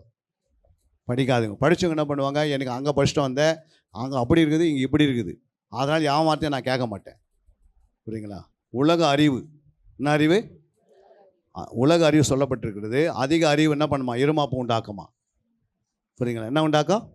இருமாப்பு. நிறைய பஸ்டான பாருங்கள், அவங்கள அப்படியே சாத்தி மேலே தூக்கின்னு, பாடி மேலே தூக்கின்னு, நான் தான் அப்படின்னு ஓடுவாங்க. அதெல்லாம் தேராது கேஸ். அல்லேலூயா. தேவனுடைய பாதத்தில் வந்தால் எல்லாம் ஒன்று தான். நமக்கெல்லாம் என்ன இல்லை, நம்ம மேட்டுமை கிடையாது, நமக்கு பெருமை இல்லை, நம்ம இருக்கிறது ஏதோ ஒன்று ஆண்டு சமத்தில் உட்காந்து எடுக்கணும். அல்லையா? ரட்சிக்கப்பட்டவருக்கு நம்ம ஆண்டர் சார்ந்து தான் வாழணும் தவிர உலகத்தை சார்ந்து வாழணும் எங்கேயுமே பைபிள் என்ன பண்ணல, ஓடவே இல்லை. மாம்ச சிந்தை மரணம். மாம்சத்துக்குரியவர்கள் தேவனுக்கு பிரியமாக இருக்க மாட்டாங்க, ஆவிக்குரியவர்கள் ஆண்டருக்கோடு பிரியமாக இருப்பாங்க.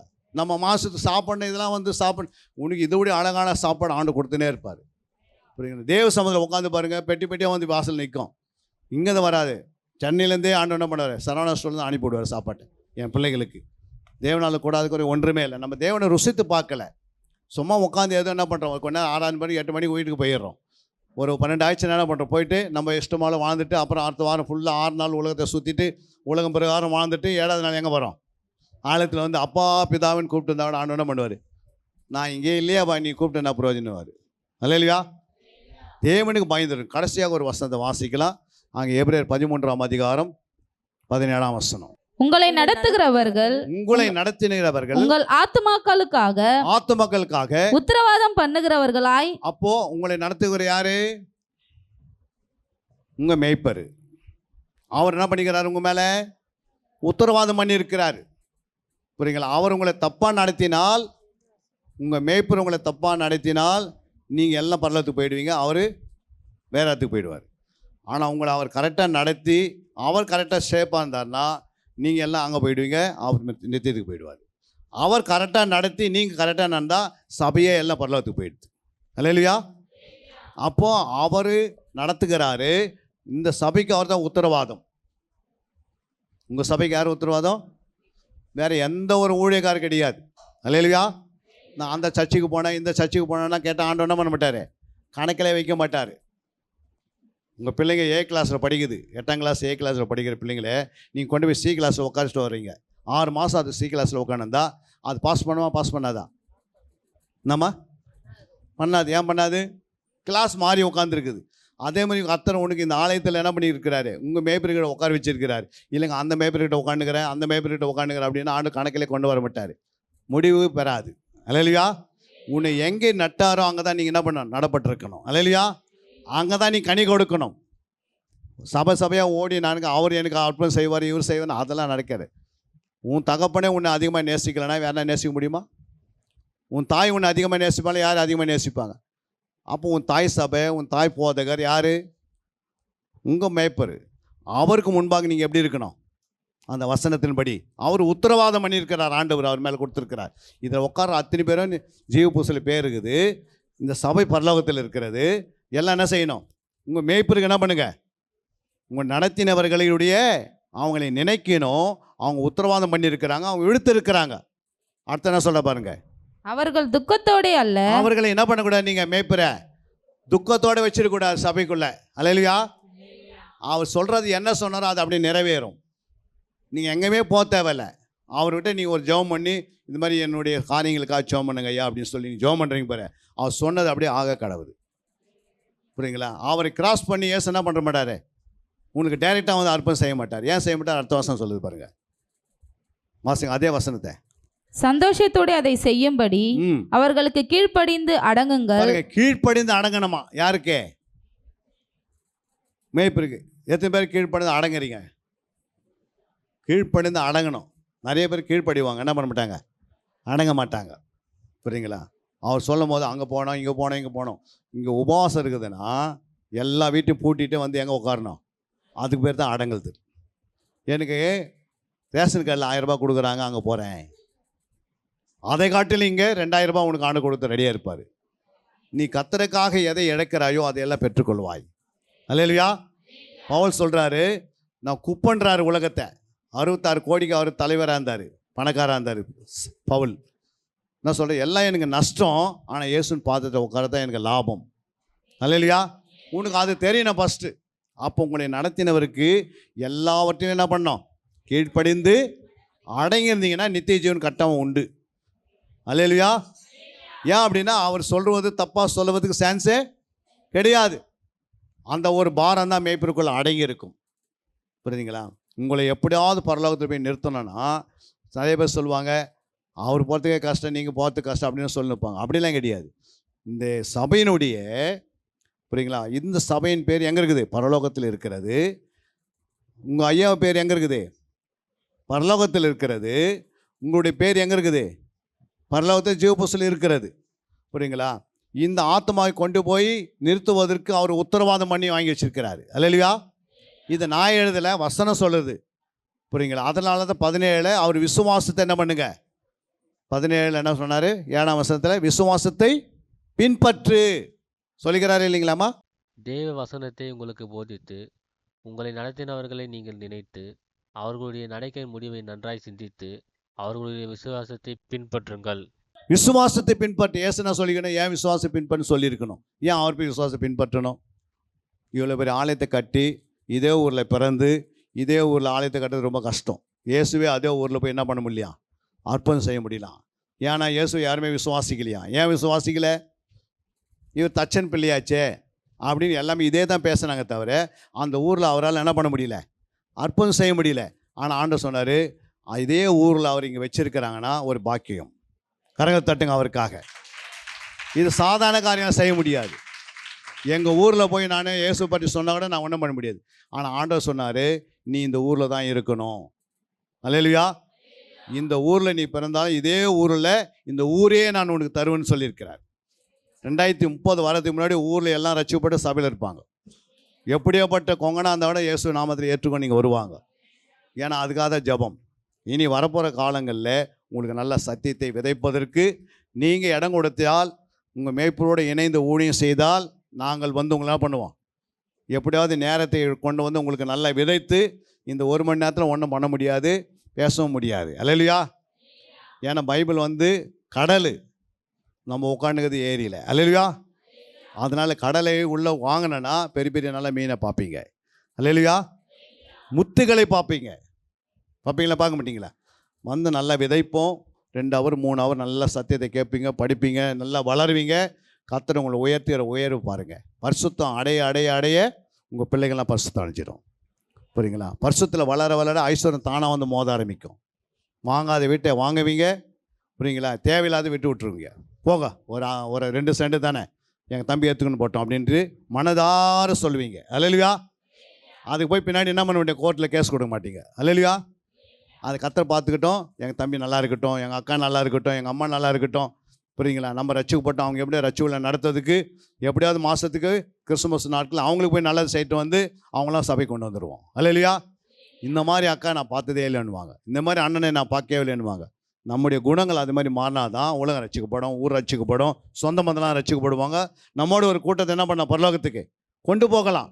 ஏன்னா பரலோகத்துக்கு போகிறது தான் இங்கே உட்காந்துருக்குறோம். இங்கே உட்காந்து நம்ம நரகத்து போனால் எவ்வளோ வேதனை. அப்போ பரலோகத்துக்கு ஏற காரியங்கள் நம்ம செய்தால் மீது எல்லாம் பூமிக்குரிய காரியங்கள் தானாக நம்மளை வந்து மோதும். கண்களை மூடி நம்ம ஜெபம் பண்ணலாமா? இன்றைக்கி திருவந்து இருக்கிறது. அதனால் எல்லாம் கொஞ்சம் ஆவி ஆத்மா சரித்தை 1 யோவான் 1:7 எல்லாம் முழங்கால் படி. எனக்கு 1 நிமிடம் முழங்கால் படிக்கிட்டு கேட்ட வசனத்தின்படி எல்லாம் அப்படியே கரங்களை உயர்த்தி ஆண்டவர்கிட்ட கேளுங்க. ஆண்டவரே, இன்று கேட்ட வசனத்தின்படி எல்லாமே குறை உள்ளவர்கள் தான், குற்றம் உள்ளவர்கள் தான். ஆனால் ஆண்டவர் சொல்கிறாரு, நீ மனம் திரும்ப மகளே, இவ்வளோ நாள் செய்த தவறுகளை இனி செய்யாதே. இன்னைக்கு ஒரு முடிவு கட்டுங்க. இன்னிலேருந்து ஒரு முடிவு வரட்டும். இனி கர்த்தருக்காக நான் வாழ்வேன். இந்த ஒரே வாழ்க்கை நான் ஆண்டவருக்காக வாழ்வேன். இந்த மாம்சத்துக்காக இல்லை, என் ஆத்துமாக்காக வாழ்வேன்.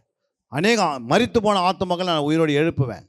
என் மூலமாக நிறைய ஆத்துமாக்களை நான் சந்திக்கணும். ஆண்டவரே, எனக்கு சொந்த பந்தங்களில் நிறைய பேர் நரகத்துக்கு போகிறதுக்கு ஆயத்தமாக இருக்கிறேன். அவர்களையால் நான் திருப்பணும். நான் அவங்களுக்கு முன்பாக நான் சாட்சியாக வாழ்ந்தால் போதும், நான் இடரலாது வாழ்ந்தால் போதும். ஆண்டவரே, இந்த ஒரு விஷயம் என்மேல் இரக்கமாக இருங்க. இன்னிலேருந்து ஒரு முடிவுக்கு நான் வரேன்ப்பா. அன்று ஆண்டவரே, கெட்ட குமாரன் தன்னுடைய உணர்வு அடைந்து தன் தகப்பன் இடத்திலே ஓடி வந்தான். அவனுக்கு நல்ல பாதரட்சங்கள் அணிந்து அவர்களை பொன்னினால் அலங்கரித்து ஒரு பெரிய விருந்து பண்ணி கர்த்தர் அவனை ஆசீர்வதித்து போல கர்த்தர் நம்மையும் ஆசீர்வதிக்கிறார். மறுபடியும் திரும்ப சொல்லுகிறார், நம்ம மறுபடியும் ஆண்டுக்குள்ளே வந்துடுங்க. உலகத்தை நினைக்காதீங்க, உலகத்தை சிந்திக்காதீங்க, உலக மக்களுக்காக ஜெபிங்க. இந்த மக்களுக்காக, அழிந்து போகிற மக்களுக்காக என்னால் முடிஞ்ச வரைக்கும் 10 ஆத்மா நான் கொண்டு போகணும். எனக்கு உயிரை தாங்க, ஜீவனை தாங்க, பலனை தாங்க, உற்சாகத்தை தாங்க, உங்களுடைய அபிஷேகத்தை தாங்கன்னு கேளுங்க. எல்லாம் வாங்கி தருங்க. நீ கேட்டதை ஆண்டு கொடுப்பாரு. கேளுங்கள், அப்போது கொடுக்கப்படும். உன் பாரம் வரணும். ஒரு பசிதாகம், நீதியின் மேலே ஒரு பசிதாகம், உண்மையின் மேலே ஒரு பசிதாகம். யாரையும் நான் வெறுக்க மாட்டேன். நான் எல்லாரையும் நேசிப்பேன். பிசாசை தவிர நான் எல்லாத்தையும் நேசிப்பேன். ஆண்டவரே, மனிதர்களை நான் நேசிப்பேன். உள்ளத்தின் ஆழத்திலிருந்து நேசிப்பேன். கிறிஸ்துவின் அன்பு உங்கள் மூலமாக வெளிப்படும். உங்களை பார்த்து ஒரு நாள் சொல்லுவாங்க, உங்களை கூப்பிடுவாங்க, எங்கள் வீட்டுக்கு வந்து நீ ஜெபம் பண்ணுங்க, எங்கள் வீட்டுக்கு வந்து ஜெபம் பண்ணுங்க, ஆண்டவரே உதவி செய்யுங்க அப்பான்னு உன்னை நாடி வருவாங்க. நீ அவங்க மேலே கை வைப்பாய், அவங்களுக்கு விடுதலை பெறுவாங்க. செத்து போனவங்களை உயிரோடு எழுப்பக்கூடிய வல்லமை கர்த்தர் உனக்கு நிறைய பேர் கொடுக்க போகிறார். நிறைய ஆத்துமக்களை நீங்கள் ஆதாயப்படுத்துவீங்க. கர்த்தருக்கென்று நீங்கள் ஓடுவீங்க. மீதியான காரியத்தை எல்லாம் ஆண்டவர் உங்களுக்கு பொறுப்பெடுப்பார். உன் தேவைகள் எல்லாம் கர்த்தர் சந்தித்து விட்டார். நீ ஆண்டவரை தேட தேட, ஆண்டவரை நெருங்க நெருங்க, அவரை கிட்டி சேர சேர, ஜெபத்தினாலையும், ஜெபம் நான் ஒரு நாளைக்கு எப்படியாவது 2 மணி நேரம் நான் தேவனுடைய ஆலயத்திலேயோ உங்களுடைய சமூகத்திலேயோ வந்து நான் ஜெபம் பண்ணுவேன். நான் உனக்கு தான் சொல்லுவேன். இனிமேல் உங்களுடைய குறைகளை நீங்கள் மக்களிடத்தில் சொல்லாதீங்க, உன் வீட்டாரிடம் சொல்லாதீங்க. ஆண்டு சொன்ன எனக்கு சொல்லுங்க, எனக்கு தெரியப்படுத்துங்க, நான் எல்லாவற்றையும் செய்து முடிச்சிடுவேன். உன் பிள்ளை படிப்புக்காக எத்தனை லட்சங்கள் இருந்தாலும் நான் கொடுப்பேன். உன் தேவைகளை நான் வீட்டை கட்டி நான் தருவேன். உனக்கு நல்ல வேலை வாய்ப்பை நான் தருவேன். உன் கண்ணீரை நான் கண்டிருக்கிறேன். உன் வேதனையை நான் அறிந்திருக்கிறேன். உன் சஞ்சலத்தை நான் அறிந்திருக்கிறேன். உன் வியாதி எனக்கு தெரியும். உன் இடுப்பில் வருகிற வலிகளை எனக்கு தெரியும். உனக்கு விரோதமாக பேச நான் அறிந்து வச்சிருக்கிறேன். நீ கலங்காதே, நீ கவலைப்படாதே. நீ கண்ணீர் விட்டதுக்கு நிச்சயமாக பதில் உண்டு. இன்று ஆண்டு சொல்லுகிறார், உன்னை நான் தொட போகிறேன். என் அக்னி, என் வல்லமை, என் பரிசுத்தம் உன்னை தொடுகிறது. கர்த்தர் உன்னை தொட்டு இனி விடுதலை பெறுவாய். கர்த்தருடைய ஆவியானவர் நான் இந்த சபையின் மேல் அசைவாடுகிறேன். உன்னை கொண்டு பெரிய காரியத்தை செய்வதுக்கு தான் இந்த இடத்துக்கு நான் கொண்டு வந்திருக்கிறேன். பின்னாடி வரை சந்ததி ஆசீர்வாதமாய் காணப்படும். உன் பிள்ளைகள் பொக்கிஷத்து போல இருப்பார்கள். உன் பிள்ளை நல்ல படிப்பில், ஞானத்தில், அறிவில் வளர்ந்து பெருகுவார்கள். அநேகர்களுக்கு சாட்சியாக வாழ்வார்கள். இந்த பகுதியில் எல்லாரையும் நேசிக்கிற பிள்ளையாக மாறுவார்கள். கீழ்ப்படிந்த பிள்ளைகளாய் வளருவார்கள். எல்லாருக்கும் முன்பாக கிறிஸ்து போலே நடப்பார்கள், கிறிஸ்து போலே பேசுவார்கள், கிறிஸ்துவை போலே இந்த பகுதியிலே ஆண்டுடைய நாமத்தை உயர்த்துவார்கள். அவருடைய நாமத்துக்காக, அவருடைய வசனத்துக்காக நீங்கள் உயிரை கொடுப்புக்கூடும். நீங்கள் தைரியமாயிருப்பீர்கள். ரீகாலாபா அல்லா ஷக்கா லாதி ரீகாராபா. ஆண்டவரே, ஒவ்வொரு சரீரத்தை தொடுவீராக, அவங்களுடைய பலவீனத்தை எடுப்பீராக, அவங்களுக்குள்ள இருக்கிற சுபாவங்களை அழுப்பீராக. அவங்களுக்கு தேவையில்லாத சுபாவங்கள் இந்த சரீரத்தை விட்டு, ஆத்மா விட்டு, ஆவியை விட்டு எரிந்து வெளியே போகட்டும். இன்னிலிருந்து நான் பரிசுத்தவான். என் பிள்ளைகள் பரிசுத்தம். என் நடையிலே பரிசுத்தம், என் உடையிலே பரிசுத்தம், என் பேச்சிலே பரிசுத்தம், என்னுடைய கிரியிலே பரிசுத்தம், என் நடத்தையிலே பரிசுத்தம், என் பார்வையிலே பரிசுத்தம். எல்லாம் பரிசுத்தமாக கடவுதப்பா. ஒரு விஷயம், இந்த சபையை நீ நேசிக்கிற ஆண்டவரே, சபை மேய்ப்பரையும் அவர் மனை பிள்ளைகளையும் அவர் கொடுக்கப்பட்ட மந்தைகளையும் நீர் பரலோகத்தை ராஜ்யத்தில் கொண்டு போய் நிறுத்துவதற்கு தேவ ஆவியானவர் இவங்களை மேல் அசைவாடுவீராக. உம்முடைய வல்லமை அசைவாடட்டும். ஒவ்வொரு வல்லமை பிடித்து எறிகட்டும் அப்பா. தேவராஜ்யம் கட்டப்பட உதவி செய்வீராக. கண்ணீரோடு வந்து ஆண்டவருடைய பாதத்தை நிற்கணும். ஆண்டவரே, இந்த பட்டணத்துக்காக கண்ணீர் விடணும். இந்த பட்டணத்தில் மனம் திரும்பாத மக்கள் மனம் திரும்புவதற்கு உபவாசத்தினாலும் இரவு ஜெபத்தினாலும் வேத பாடத்தினாலும் ஆலயத்திலே சண்டே ஆராதனையிலும் ஒழுங்கும் கிரமமாக நேரத்தோடு நான் வந்துடுவேன். தேவ பாதத்தை நான் முதல் பிடிப்பேன். இனி நான் நேரத்தோடு வருவேன். இன்னிலிருந்து என் டைம்கள் எல்லாமே கரெக்டாக ஆண்டவருக்காக நான் ஃபாலோ பண்ணுவேன். கர்த்தர் என்னை கைப்பிடிச்சு கொண்டு வருவார். ரேகா ரபா லா ஷக்கா லாதி ரேகா ரபா. இனி நீ வேதனையை காணாதிருப்பாய், வியாதிகளை காணாதிருப்பாய், சஞ்சலங்களை காணாதிருப்பாய். எந்த விதமான தடைகள் எல்லாம் உடைத்து எறிவார். என்னிலிருந்து உனக்கு நல்ல வழிகளை ஓப்பன் ஆகிறது. ஆண்டவர் சொல்கிறார், உனக்கு மேன்மையான வழியை வைத்திருக்கிறேன், பரலோக வழியை வைத்திருக்கிறேன், பொக்கிஷங்களை வைத்திருக்கிறேன். உன்னை தேடி வரும். நீ யாரையும் தேடாத, யார்கிட்ட நாடாத, கேட்காதே. கர்த்தரை மாட்டு சார்ந்து வாழ். உன் வாழ்க்கையில் சிறப்பானதுகளை நீ ருசித்து பார்க்கக்கூடிய நிலைமை வந்துவிட்டது. எல்லாம் கரங்களை தட்டி, ஆண்டவரே இந்த வார்த்தையின்படி என்னை ஆசீர்வதிப்பீராக. ஆண்டவரே, நாங்கள் திருவிருந்தில் கை வைக்க போகிறப்பா. 1 யோவான் 1:7 உம்முடைய ரத்தத்தினால எங்களை கழுவுங்க. 1 கொரிந்தியர் 6:11 உம்முடைய ஆவியினால நாமத்தினால எங்களை கழுவி எங்களை நீதிமான்களாக பரிசுத்தமாக மாற்றியிருப்பதுக்காக ஸ்தோத்திரம். எபிரேயர் 10:22 ஆண்டவரே, சுத்த ஜலத்தினாலே துர்மனசாட்சி நீங்க சுத்த இருதயத்தை எங்களுக்குள்ள கொடுத்ததுக்காக ஸ்தோத்திரம். ஆண்டவரே, நீதிமொழி 28:13 தன் பாவங்களை மறைக்க வாழ்வாடி மாட்டான், அவைகளை அறிக்கை செய்து கொடுக்கிறோம். எல்லாம் வாயை திறந்து அறிக்கை செய்யுங்க. என் குற்றங்களை குறைகளை எல்லாத்தையும் மன்னிங்கப்பா. இரக்கம் பெற்றுக்கொள்ளுங்கள். கர்த்தரிடத்திலிருந்து இரக்கம் பெற்றுக்கொள்ளுங்கள். ஆண்டவர் நம்மோடு கூட இருக்கிறார், நம்மை நேசிக்கிறார், நம்ம அன்பு வைத்திருக்கிறார். ஆண்டுடைய அன்பு, ஆண்டுடைய நேசம், ஆண்டுடைய பாசம் அந்த மாதிரி யாருமே பண்ண முடியாது. அந்த மாதிரி ஒரு பாசத்தை கர்த்தர் நம்ம பொழிந்திருக்கிறார். அவருடைய ஆவி நம்ம விடப்பட்டிருக்கிறது, அன்பின் ஆவி ஊற்றப்பட்டிருக்கிறது, உங்கள் இருதயங்களை நிரப்பப்பட்டிருக்கிறது. இன்னிலிருந்து நீங்கள் அன்பாவே காணப்படுவீர்கள். அன்பு, பூரண அன்பு பயத்தை புறம்பே தள்ளும். நீங்கள் எதை குறித்து கவலைப்பட மாட்டீர்கள். என் இயேசு எனக்குள்ளே இருக்கிறார். அவர் நேற்றும் இன்று என்று மாறாதவர். அவர் என் சபையை கட்டுவார், என் குடும்பத்தை கட்டுவார், என் பிள்ளைகளை கட்டுவார், அவர் எழுப்புவார். பயப்படாத மகளே, பயப்படாத மகனே, நான் உன்னை விட்டு விலகுவதும் இல்லை, உன்னை கைவிடுவதும் இல்லை, உன்னை நேசித்திருக்கிறேன். இனி நீ பயப்பட மாட்டாய். என்னைக்காக எனக்கு தான் நீ பயப்படுவாய். ஆண்டவரே, அடியேன் பேச வேண்டியது நான் அல்லப்பா. நான் அற்ப பிரயோஜனமல்ல ஊழியக்காரன். பேச வேண்டியது ஆவியானவர். இந்த சபைக்காக நீ பேசியிருக்கிறீர். எந்த குற்றம் குறைகளும் தான் மன்னித்து இந்த சபையை பரிசுத்தப்படுத்தி இருக்கிறீர். இன்னும் மேன்மைப்படுத்துங்க. சபையின் தேவைகளை சந்திங்க, நிறைவேற்றுங்க. இந்த அடியேன் உம்முடைய பாதத்தில் நின்று செபிக்கிற நேரத்தில் வந்த அத்தனை குடும்பங்களையும் ஆசீர்வதித்து பிள்ளைகள் ஞானத்திலும் அறிவிலும் விவேகத்திலையும் ஆண்டவர் பரிசுத்தத்திலும் நீதியிலையும் நியாயத்திலையும் ஆண்டவர் பரிபூரணமான ஆசீர்வாதத்தை பெற்று வாழ உதவி செய்வீராக. இந்த பட்டணத்திலே சிறந்தவர்களாக இவர்களை உயர்த்தி, இவங்க குடும்பங்களை உயர்த்தி, ஆண்டவரை கட்டப்படாத வீடுகள் கட்டப்பட உதவி செய்யுங்க. பிள்ளைகள் திருமணமாகட்டும் அப்பா. பிள்ளை பாக்கியத்தை தருவீராக. எந்த வியாதிகள் இருந்தால் இயேசுவின் நாமத்தில் இப்போது அறுக்கப்படுவதாக. இயேசுவின் நாமத்தினாலே பூரண விடுதலையோடு வாழ கிருபை செய்யும். உம்முடைய நாமம் மட்டும் மையப்படட்டும். அடியனை தாழ்த்தி அர்ப்பணிக்கிறோம். இயேசுவின் நாமத்தில் நல்ல பிதாவே, ஆமென். கரங்களை தட்டி தேவ நாமத்தை மையப்படும். அன்பிற்குரியவர்களே, சத்திய வேத ஆராய்ச்சி வித்தியாசாலை தரிசன ஊழியம் 1. வடமாநிலத்தில் 300 திருச்சபைகளை உருவாக்குதல். 2. மாதம் ஒருமுறை எழுப்புதல் உருவாக்கும் எழுப்புதல் கூட்டம். 3. ஊழியர்கள், சபை தலைவர்கள், சுவிசேஷர்களுக்கென கருத்தரங்கு, அதாவது சத்திய வேத ஆராய்ச்சி நேரம். 4. டிவி ஊழியம். 5. பத்திரிகை ஊழியம். 6. சிடி டிவிடி ஊழியம். 7. பவர் கேம்ப் அக்னி அபிஷேக முகாம். 8. உபதேச ஆராய்ச்சி கருத்தரங்கு ஊழியம். 9. நலிந்த குழந்தைகள் இல்லம். 10. 24 மணி நேர ஜெப மையம். 11. சத்திய தேவ ஆராய்ச்சி கல்லூரி. 12. சிறுவர்கள் உருவாக்கும் ஊழியம். 13. மருத்துவ முகாம். 14. ஜெயில் ஊழியம். 15. கைப்பிரதி ஊழியம். 16. கிராம ஊழியம். 17. மிஷனரியை உருவாக்கும் ஊழியம். 18. நன்றி துதி ஆராதனை கூட்டங்கள். 19. சமூக நலப்பணிகள் ஊழியம். 20. இன்டர்நெட் மூலமாக ஆன்லைன் படிப்புகள். இது விரைவில் வரவிருக்கின்றது. 21.